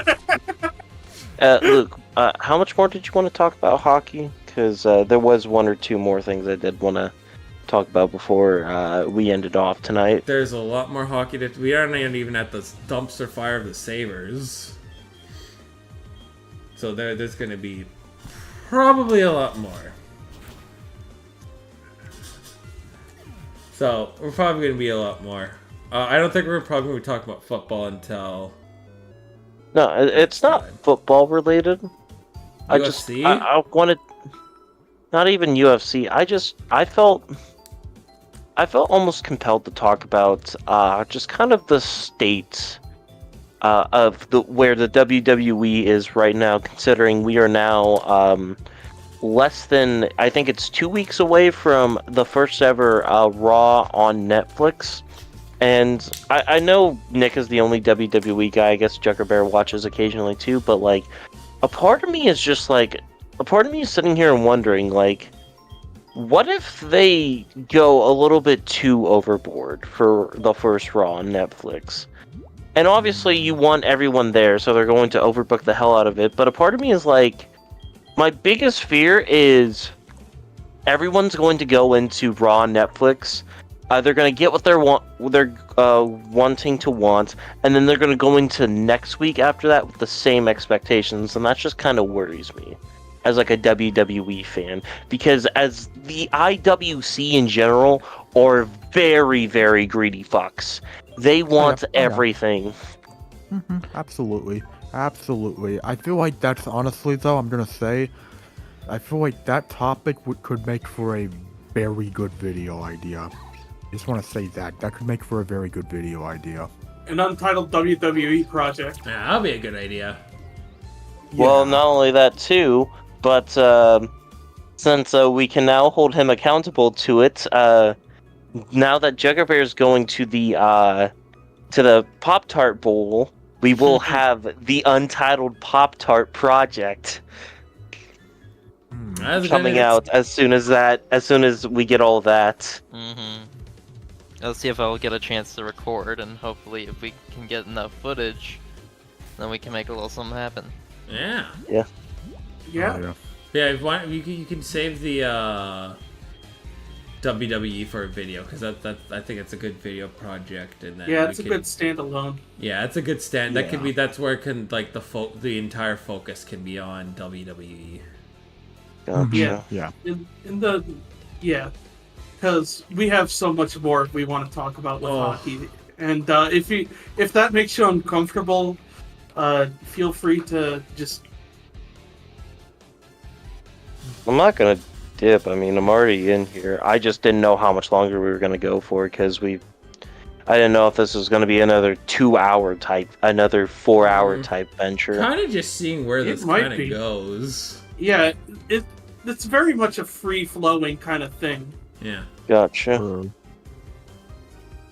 So yeah, that's kind of my hope with the Vancouver Canucks. I really hope they can just hug and Spencer thought it out, you know. Mm-hmm. And then I'll spritz all three of them. But like that because like that's kind of like the whole break, because it's like you're professional hockey players, and I mean, I want there to be a brotherhood, and at least at bare minimum to tolerate one another. And if these two are not even talking about each other, and this is again one of the best rendition of the Canucks that I have seen in a very long time, right? Demko's back, and Kevin Lankinen is playing like a man that wants to get paid everything.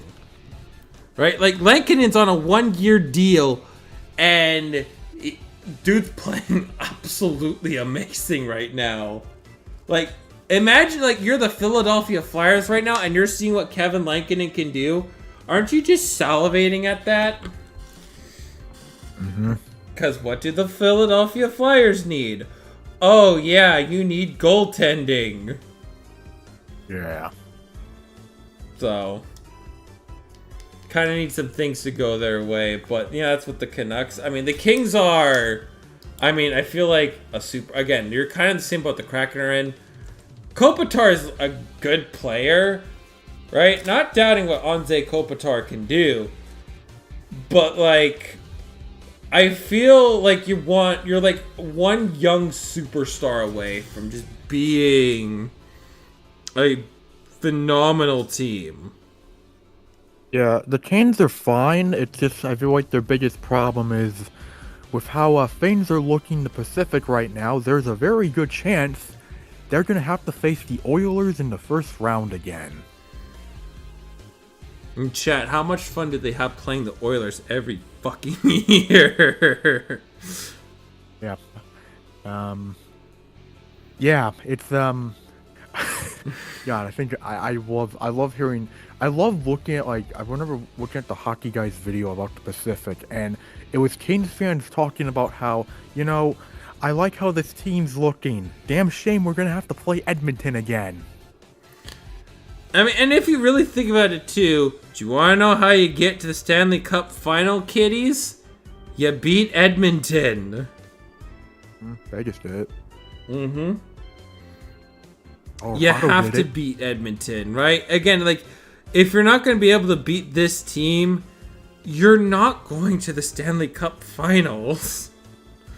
Like, I'm sorry. To get to the Stanley Cup finals, you kind of need to beat, you know, the best team in the conference or your boogeyman to even have any sort of contentions. And that's what separates the contenders from the pretenders, you know? So, Right on. Yeah. you know, with that in mind, right?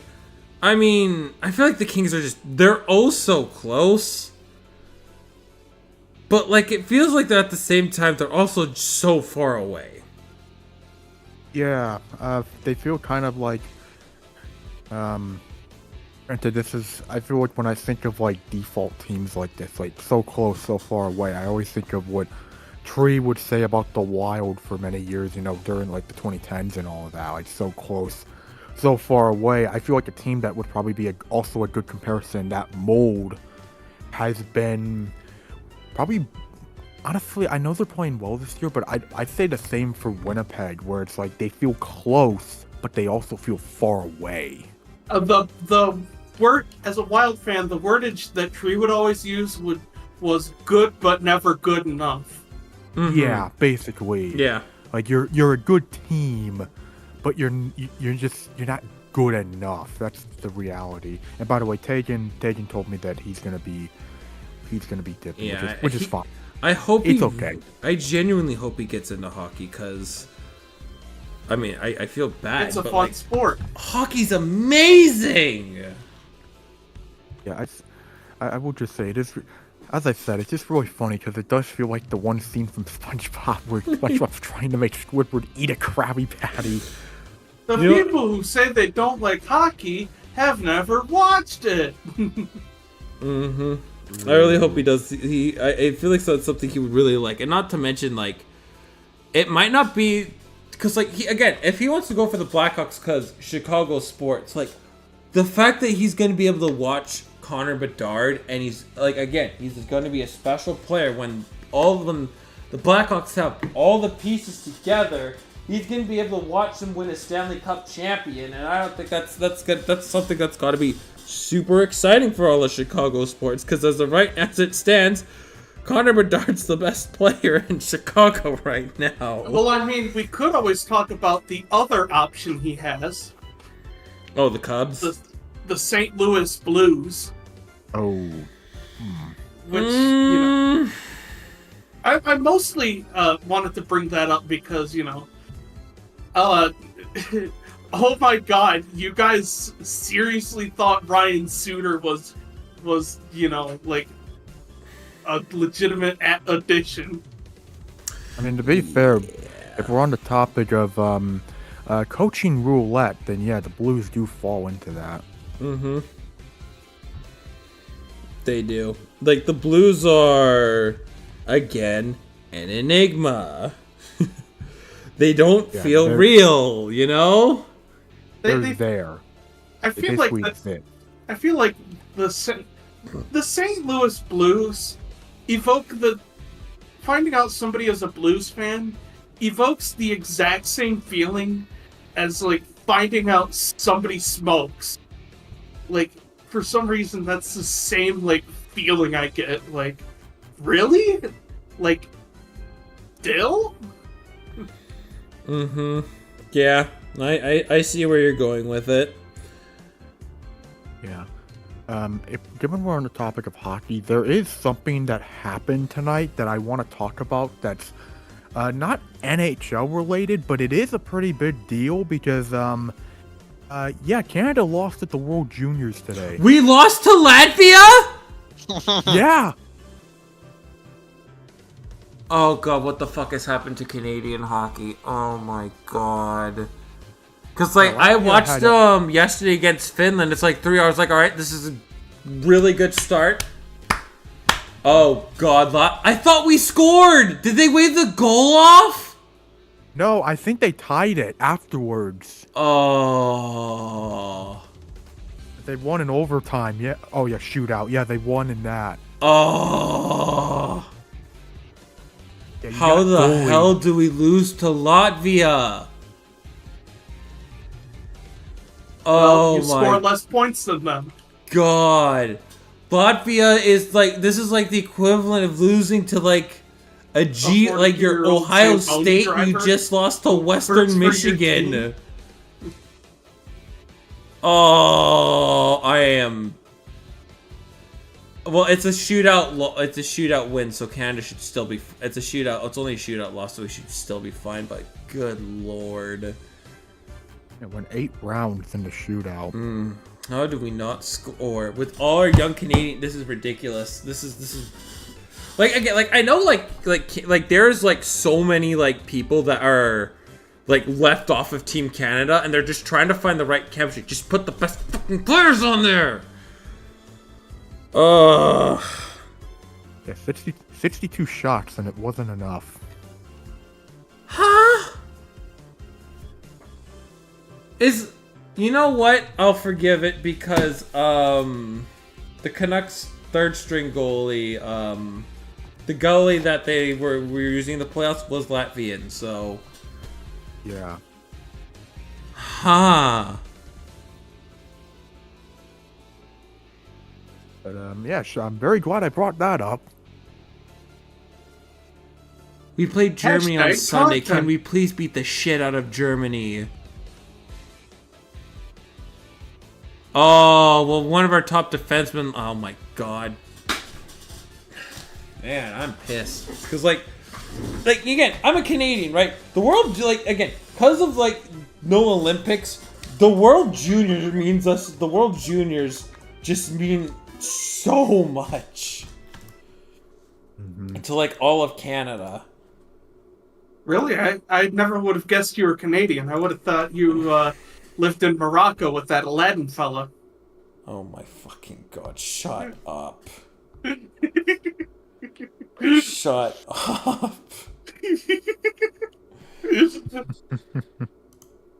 But like, oh my god, what the hell?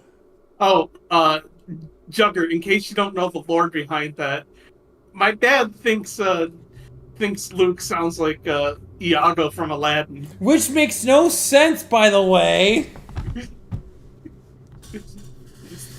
It makes no fucking sense.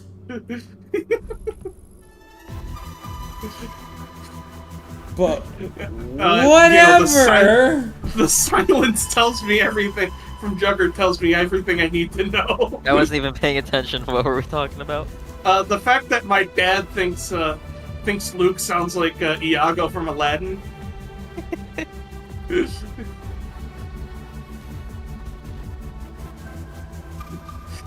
Which Luke says he does not. I don't get it because like.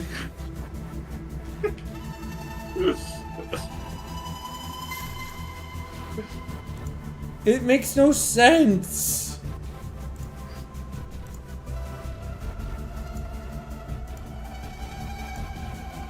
That's Oh, why. well, Golden Knight scored again.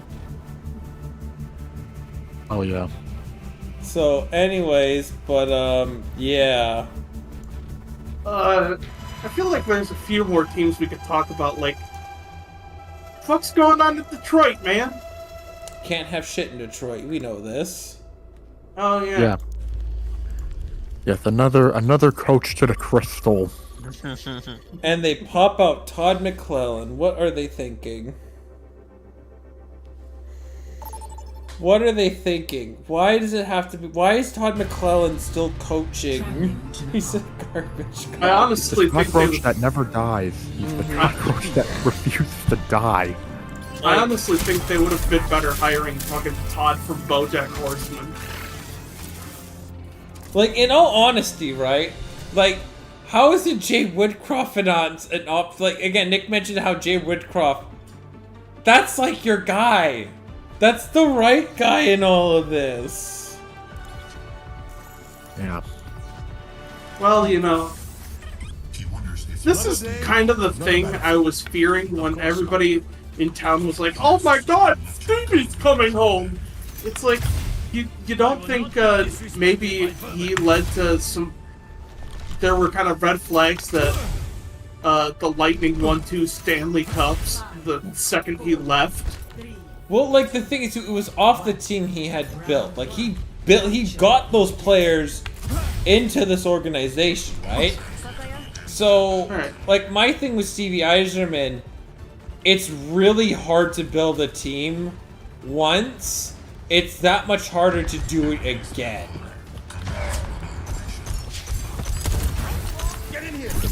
I don't know. It just feels like the way I see it with the Red Wings. There was a plan here with the Yzer plan, but it just hasn't gone. It hasn't gone the way it was supposed to, and now you're left scrambling, wondering what the fuck do we do here, because it feels like problems that the Red Wings had in the past 2 seasons have only gotten a lot worse, because it is crazy to think that the Red Wings were basically a point away from making the playoffs last season, and probably a little more games of Dylan Larkin playing from getting in. But because of that, they still have not made the playoffs, and the Red Wings are left scrambling, wondering what the hell do we do here? It just feels like, as I said, the problems that have been there for the Red Wings have gotten worse, and that's the last thing you wanted to see. Like the red, like, do you ever wonder? Because there's something that the Canucks fan base tends to always be very thankful for, and that is the thankful fact that the Detroit Red Wings did not select Quinn Hughes. Yay. Like, that is probably the one thing that every Canucks fan is so happy about, because Quinn Hughes is playing like one of the best defensive players in all of hockey right now. Ah, shoot. Who did the Red Wings take instead? No, it wasn't Strider. But I 2018 draft. Oh, this one took place in Dallas.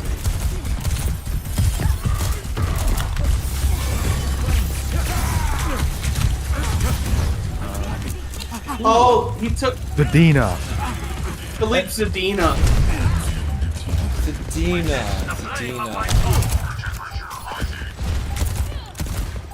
Yeah, I haven't heard much of what he's done. Unfortunately, He did not pan out. He didn't pan out. He's in Switzerland right now. Oh, yeah, that's a whiff. So, you tend to wonder with stuff like this, right? Imagine if again, you do your classic redress. I think if you had a really great puck mover like Quinn Hughes, I think the Red Wings would be a contender. I prefer to work alone.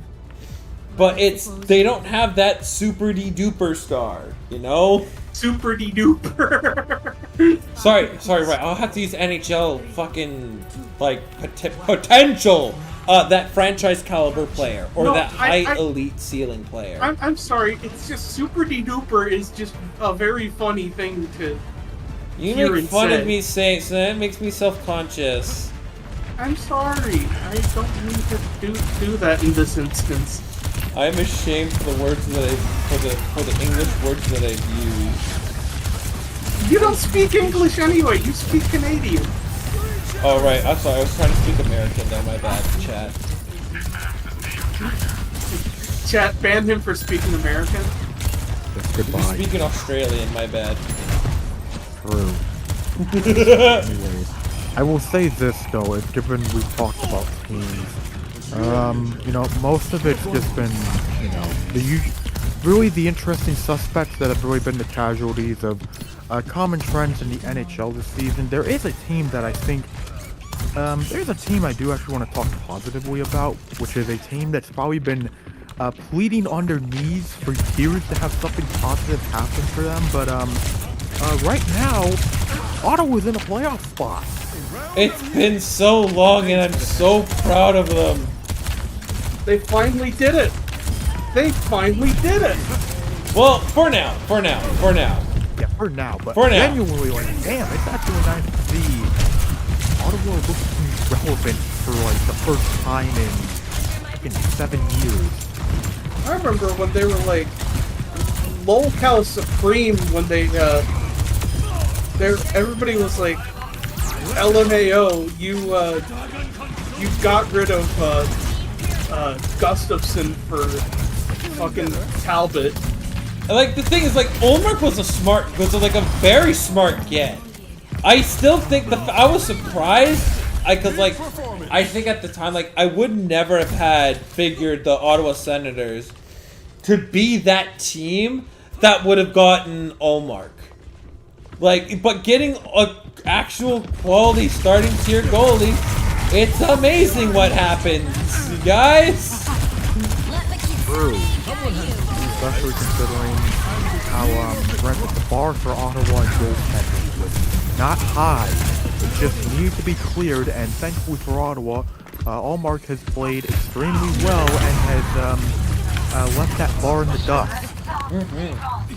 Like this is the move that like Ottawa desperately, and I mean desperately needed. They needed a move like that to go their way, and the fact that it did makes it even that much greater. Because if you think about it, and again, it's what could happen. They're going to be a team that's going to look at trading Brady Tkachuk.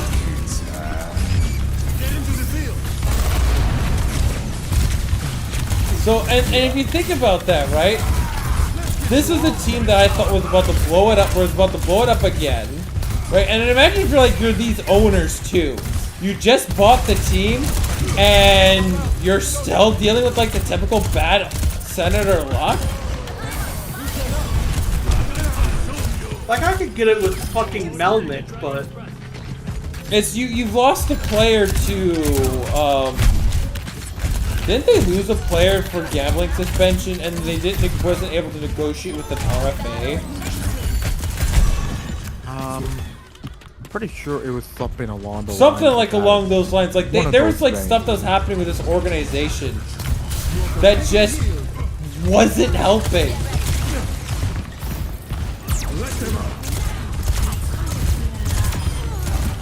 So, and because you have stuff like that just happen, and you're a new owner of the franchise, holy smokes, wouldn't that just be a special thing for to have happen to your team?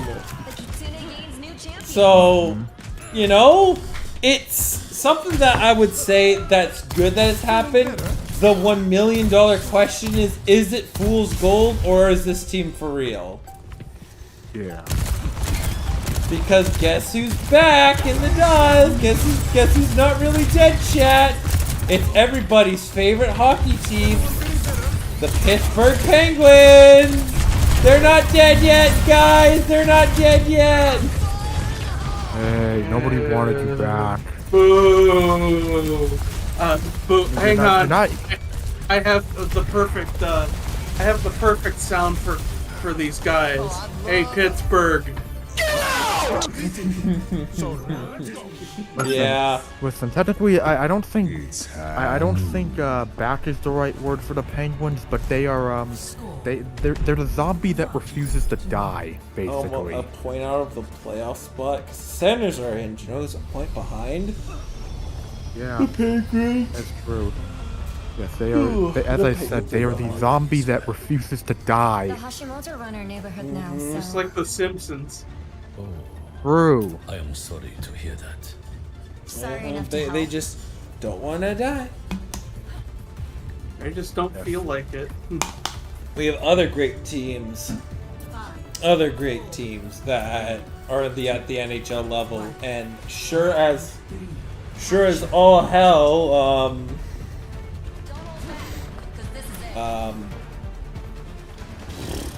seeing the Penguins be one of them is Frustrating? depressing. It is depressing, Chad. I guess there's any solace in Pittsburgh, just looking at where they're at. Hey, they're only, you know what? Listen, we're talking positives, you know, for everything that happened the off-season, for what they're having to play for and all of that, and considering basically just you want to see anything good come for this team, Blue Jackets are having a nice season. Johnny Gaudreau should still, and again, the argument will be Johnny Gaudreau should still be here. Imagine if Johnny Hockey was here. We need to be better about installing bike lanes in this country. Just straight up. I mean, how about just not drinking and driving? That's about true. both? Like, Yeah, again, that's- if you drink and drive, you should never be allowed to drive again. Yeah, agreed. I agree with you. I just also think that bike infrastructure in this country needs to... I know you're a urbanist too, which I can understand that, but it's just it comes down to what's the most avoidable thing, and that is you don't drink and drive. Yeah, Don't That- be a fucking idiot. That just comes to the boil of the day. It's what is preventable.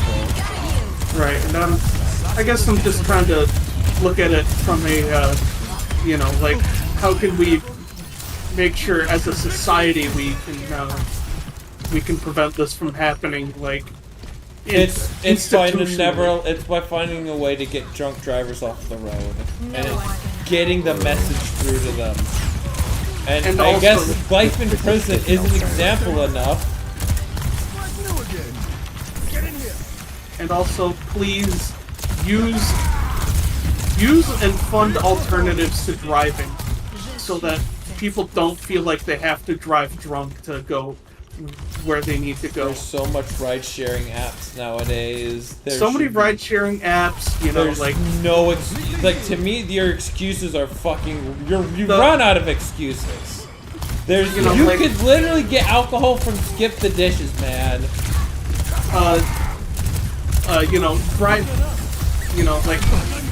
riding the bus drunk is, the worst thing that you're gonna do is, like, they're gonna, like, kick you off for being a menace, or, like... Actually, Oops, you fell. well, it depends upon the bus transit. Because if you just show up drunk on the buses I'm on, the drivers are gonna give flying fucks. However, Right, it's travel mostly if 45 you're- minutes westward, they'll kick you off and they will fine you a shitload of money. So, Right, I'm just saying, here in Michigan, you have to be actively belligerent for them to do something against you. So, I mean, as much as we want to say find ways of avoiding travel, there's Uber, there's taxis, there's ride sharing, there's so many ways. Transit. There's transit. There's multiple ways. The people can, like, he was going out to get more beers too. So you know what? There's fucking Grubhub, DoorDash, Uber Eats, And, order, I'm with you. go. Because as much as I know bike lanes this and bike lanes that, no, it's don't drive drinking, don't drive drunk. That's what it boils down to. Period. Honestly, the way I see it, just don't be a fucking idiot behind the wheel. It's tiring. But you know what? It doesn't surprise me, but it also doesn't make it any less. Anyway, warm up Riz. Yeah, anyways, I feel like a good way to finish this stuff off would be, talking about a team that, really loves keeping the tradition alive, that whenever we talk about this team, it's a lot of the same shit with them. And of course, by that, I'm talking about Buffalo. I thought you were gonna bring up, the Utah Hornets. Yes, I am still calling them the Hornets, even though they are Yeah, to technically be the fair, hockey club. to be fair, Utah's actually having a fine enough season, but also I feel like we're trying to talk about Buffalo for the longest time. Okay, Yeah, let's talk about I was Buffalo. wondering when we were gonna get to Buffalo too, because oh boy, guys, guess what happened? Another I mean- ride on the hamster wheel. Just be lucky that the New York Jets and the Los Angeles Angels are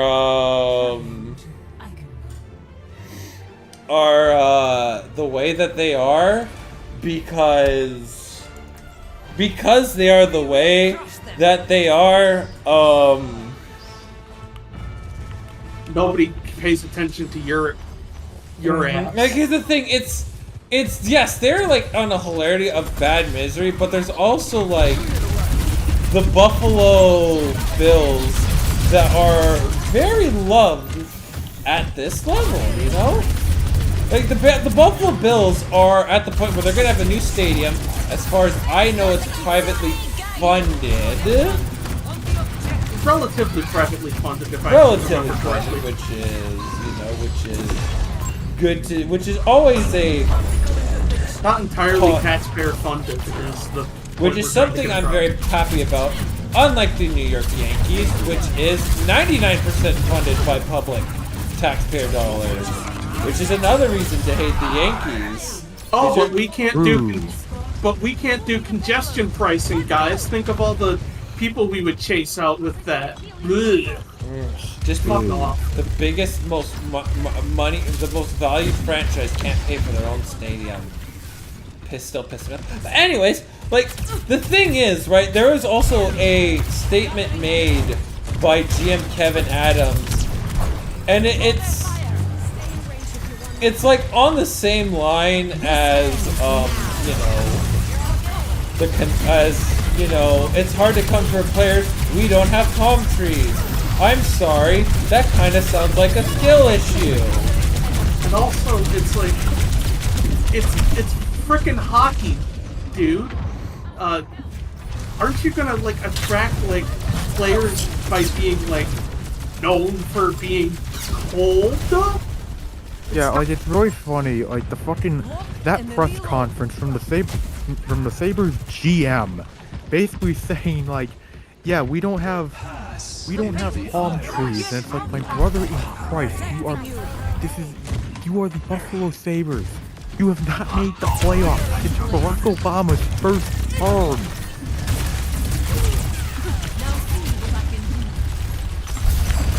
And also, what happened to the good PR Buffalo got? Did they need Marshawn Lynch to go back to Applebee's? Because I was Exactly. Like, there's so much nonsense that is going on with this team. And it's nonsense that I'm just so sick and tired of seeing, you know?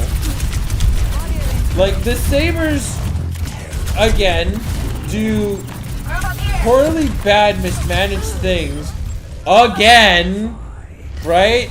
Where they have a franchise caliber player on their team who, oh no, they scare off because guess what, chat?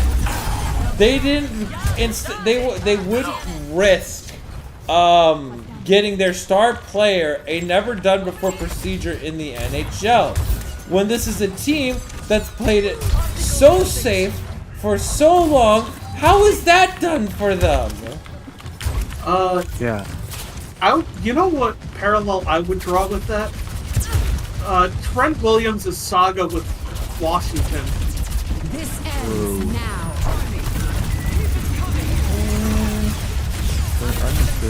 Maybe. I mean, I kind of what's keep funny thinking, though like, is have the Cleveland Browns done something? I'm mostly thinking of Trent Williams being like, listen, I have a tumor in my head, and, And then this one's more like the Jets, where Mitchie thought he had an injury. They laid it questionable, and then there's a whole surgery nonsense that was going on. I think like it's more what the Jets did that one time. Yeah. It's just really funny though that, you know, Buffalo gets a superstar prospect and the guys go, they piss them off with this. Everyone, the bridges get burned, they trade him, and of course he wins the Stanley Cup with the Golden Knights, because go figure. I want to say, we ended up getting something pretty cool for the second we got for trading Jordan Greenway to the Sabres, which he hasn't done jack diddly shit with Buffalo. Mm-hmm. Yeah, like the thing about the Sabres is I feel like they need to take a risk. I think a core is there. I think there's a core here. But you look at it on the other hand, you're telling if you're telling me that they should blow it up, I think you're completely wrong. They need to go for broke. They need to make a big splash. And a splash that people are gonna go, why the frick are we doing this? They need that kind of splash. They need a splash so badly. And because they need a splash, they need a big splash. They need to get And I can't believe this word is coming out of me mouth. Because I saw this idea floating around the circles. They need to find a way to get Elias Pettersson to come to the Blues. This ends now. That is, in my opinion, the move that could save the franchise. You're going, Luke, you crazy crackhead, you. That is the dumbest thing that they could do. But that's the move that they need to make. They need to get a franchise player to come to their team. They need to get a franchise player to complement their current top 6, which I think could be pretty good. It's just not supported. Veteran grit is not going to do you here. You need a top 6 player. Yeah, so Join I your just want to team. quickly comment 2 things here. First one on Buffalo. It's just really worth noting that like the top 4 players in the 2018 team, Jack Eichel, Ryan O'Reilly, Sam Reinhart, and Kyle Sozo, they've all won Stanley Cups since, leaving Buffalo, whether by trade or just, just flat out leaving. That's something to me that really sums up the Buffalo in a nutshell here. Second, some breaking news. Corbin Burns and the Arizona Diamondbacks are in an agreement on a 6-year, $210 million contract. Wow.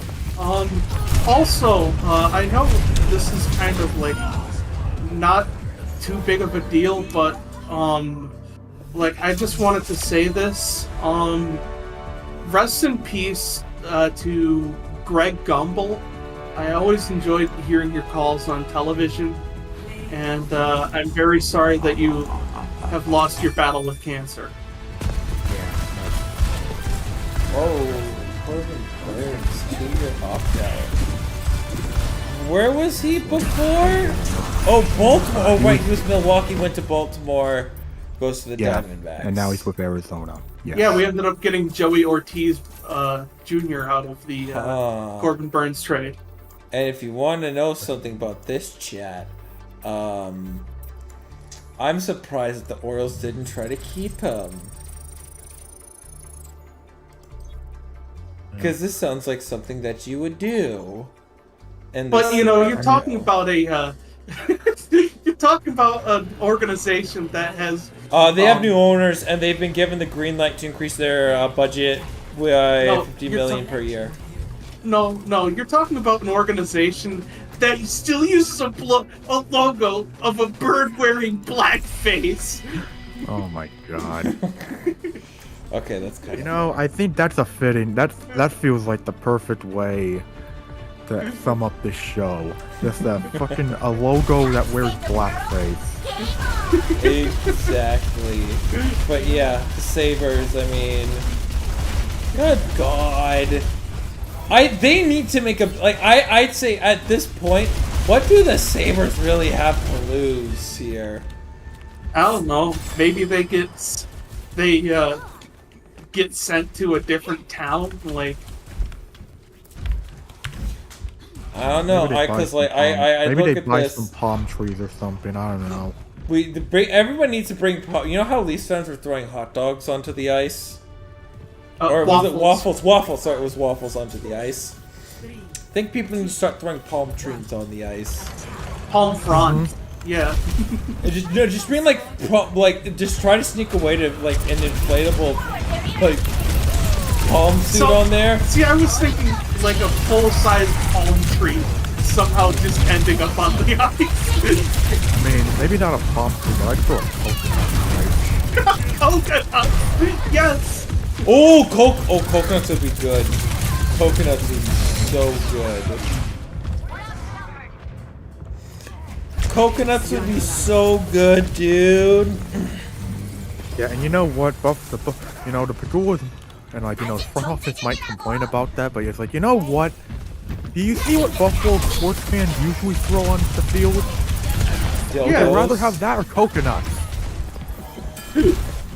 That's fair. Yeah, maybe their rally cry can be "Chicka Chicka Boom Boom" like that one book. chat. That's so real. Yeah, with having a nephew on the way, I know this is getting into like real talk territory, but like having a nephew on the way has really gotten me to like reevaluate the kind of like young children's shit I used to be into when I was like very small, and it's been interesting, you know. You know, like the old stuff like those Mr. Men books or Where's Spot and shit. I remember Robert.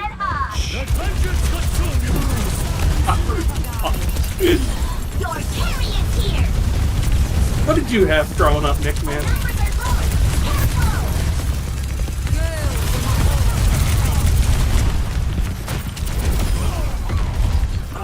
What else?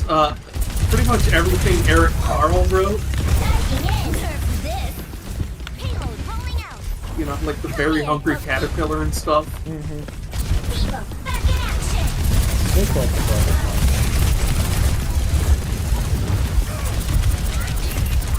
I'm seeing a book here called Moose. I wonder if this guy was Canadian. Come on. We can be more racist than that. Stereotypical than that. First Nations!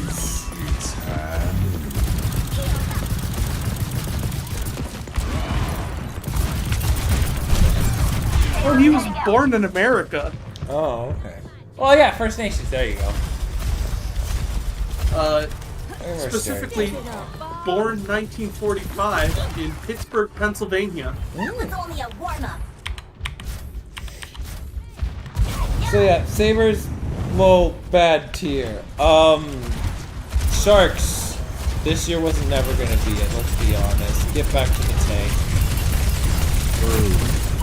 Aiden thought you were good. Well, I mean, Celebrini's bit has been better than I would have given him credit for.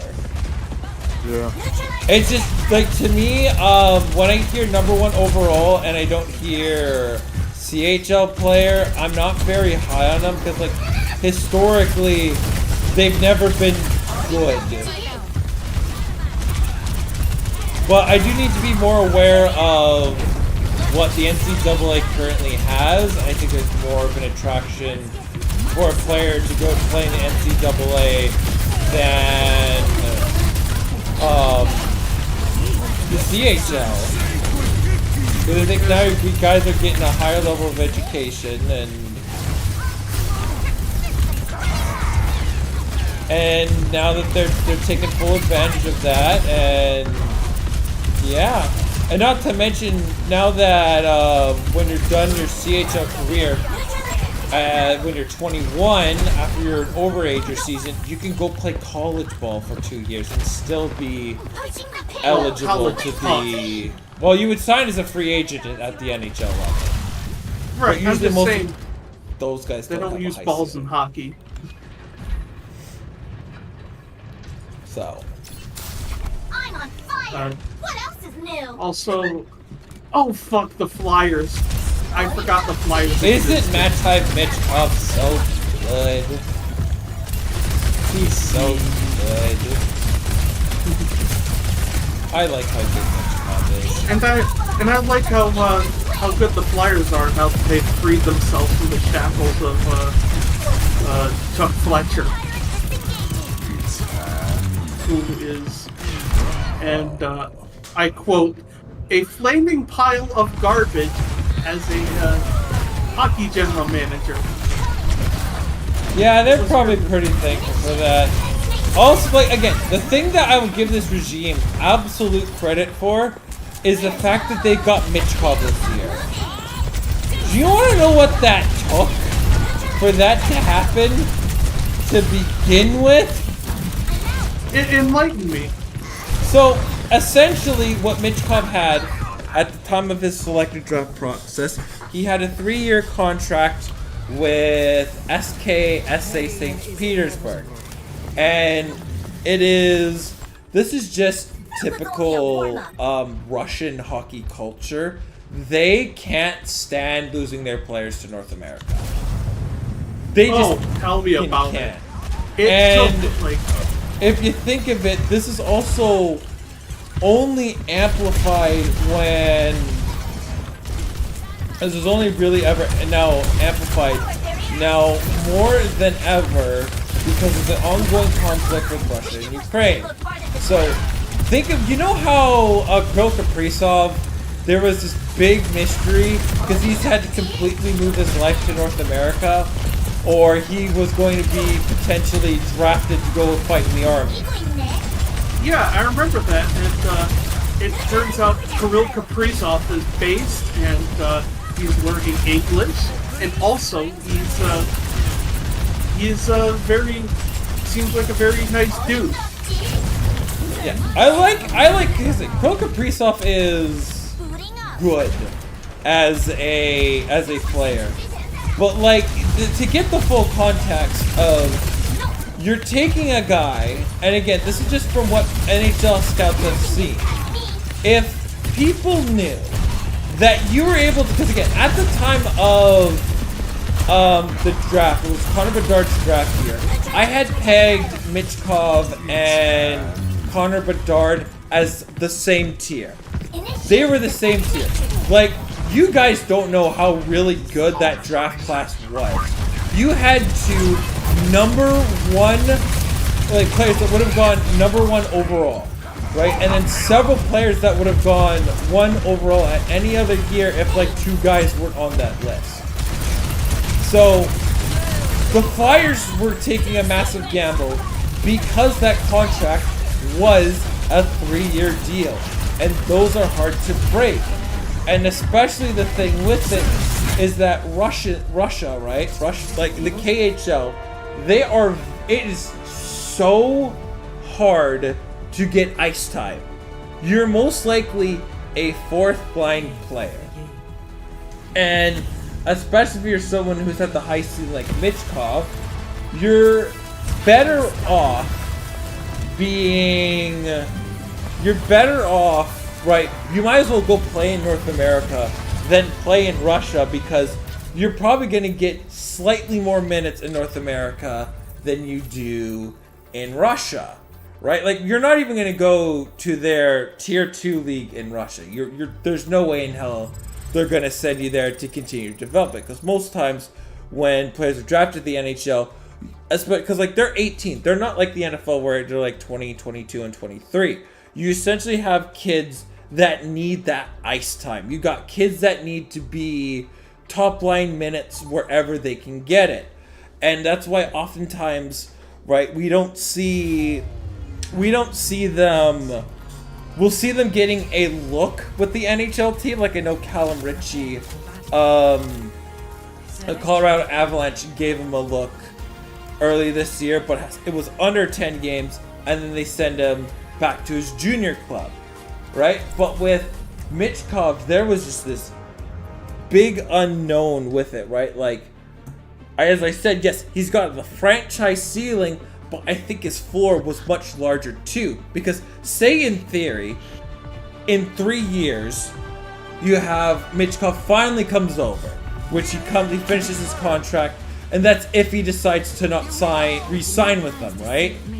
So say like the worst could happen to where he just doesn't come overseas to North America, which would be rare, but not an impossible thought.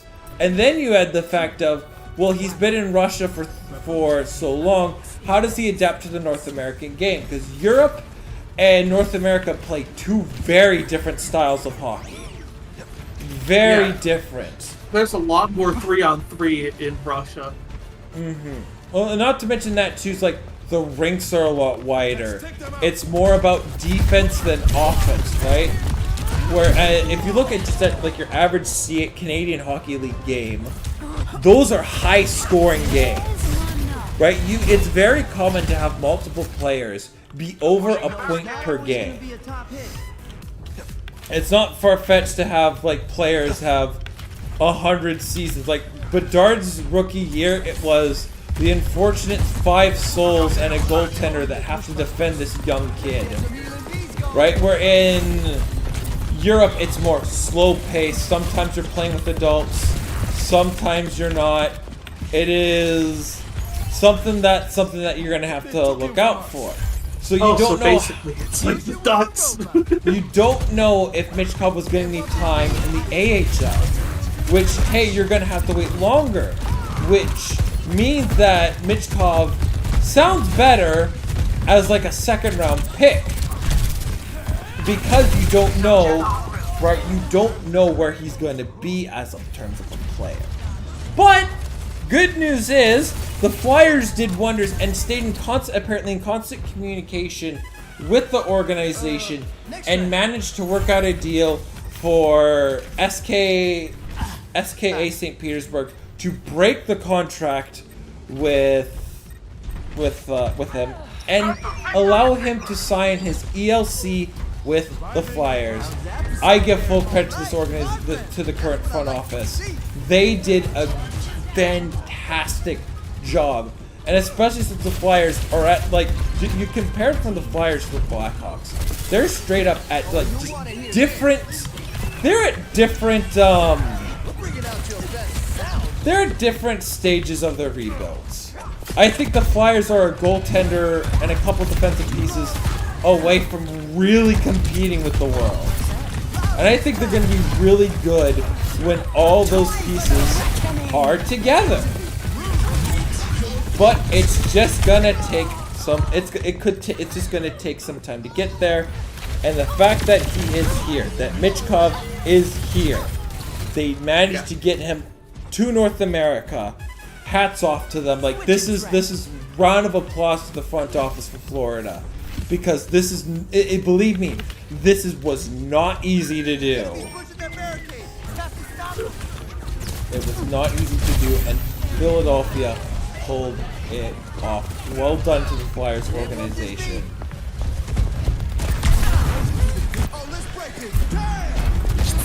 This organization is very, very good and did an extremely good thing for their franchise. They got their superstar, and they're going to be so back, and just in time to see the Pittsburgh Penguins downfall. Which I imagine that they don't hate. They definitely don't.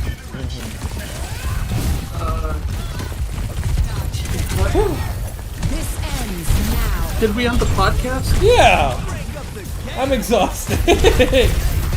Okay. Sorry about that. I just had to take a piss. No, you're all good. No, you're good. Anyways, thank you guys so much for watching. We're gonna have to reschedule the Elves of the Year stream. Because I'm working Friday night. And I'm not... I have a Pop-Tart bowl to go to tomorrow.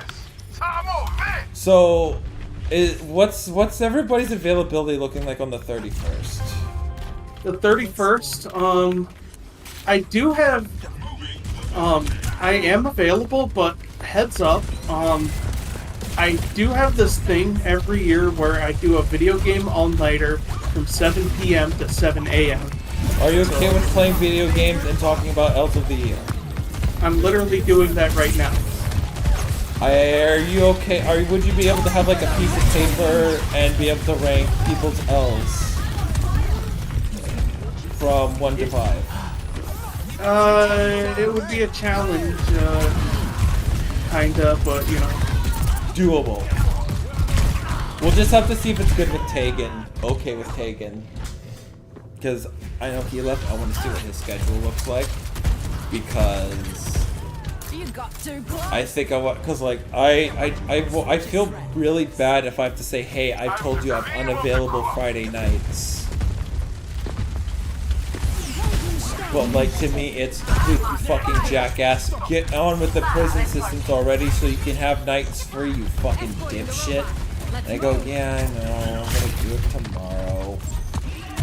And then tomorrow never comes. Exactly. I'm gonna get it done tomorrow. I'm gonna get it done sometime this week. But I'm gonna remind him that I can't do Friday nights, but this is the only Friday night that I'm going to do, and I'm doing this as a favor. Because I should not be closing. Just because I have a car doesn't mean I'm gonna be a closer, so. Yeah. Anyways, we'll work something out. We'll let you know when Elves of the Year are gonna be happening. It is one of my favorite streams of the year to do. And I can't wait to see. So make sure you get multiple Elves of the Year. Remember, quantities for Elves of the Year. It can be a person, place, or thing. It's any noun that you can think of. Doesn't even have to be sports ball related, folks. Yep, doesn't have to be sports ball related. It is any noun. You must try to come up with more than 5 because I do allow sniping. And how it works is we're gonna go with, everyone's gonna say what their 5th L of the year is. From like 5, 4, 3, 2, 1, so on and so forth. And then each of us is going to rank those L's of the year. With the rules going, you cannot vote for your L of the year. You have to vote for somebody else's. From 1 to 5. You're gonna sort them from 1 to 5 because there's 6 of us, so there will be 5 L's that you're gonna sort. And then we'll come up with our consensus top 5 L's of the year list, which is going to be voted on by the group. And I certainly cannot wait for it. It is going to be very awesome, and hopefully we can push for 100 subscribers. We are so close if you haven't already. Make sure you do hit that subscribe button. Hit the bell as well. Whatever. Hit the bell.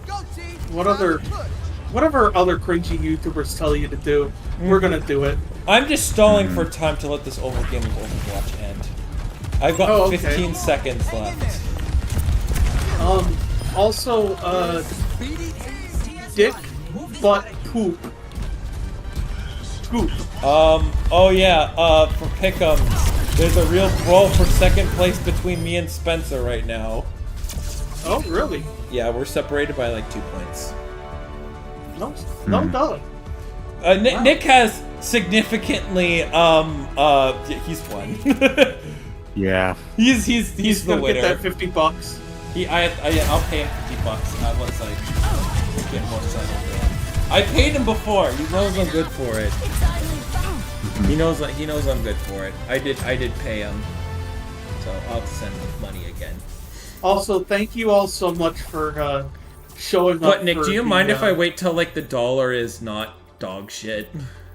Yeah, that's fine. Because the dollar is. I want to wait till at least above 75. Also, cents thank US. you all for checking out our dumbass review of fantasy football. Mm-hmm. Mm-hmm. So yeah, that was a good thing, and also thank you to. I mean, what were we at? 98 subs right now. Yes, 98. Holy crap! Thanks to my wonderful fiance.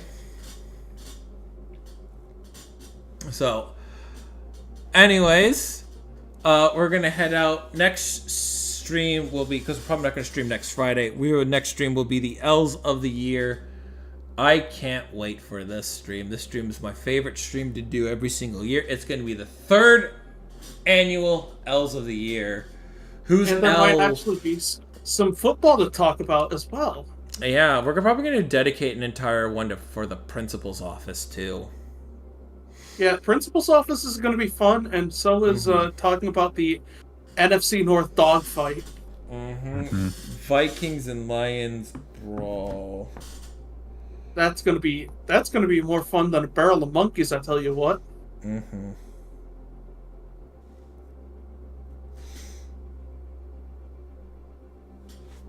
Sounds good. Anyways, I'll see you guys next time.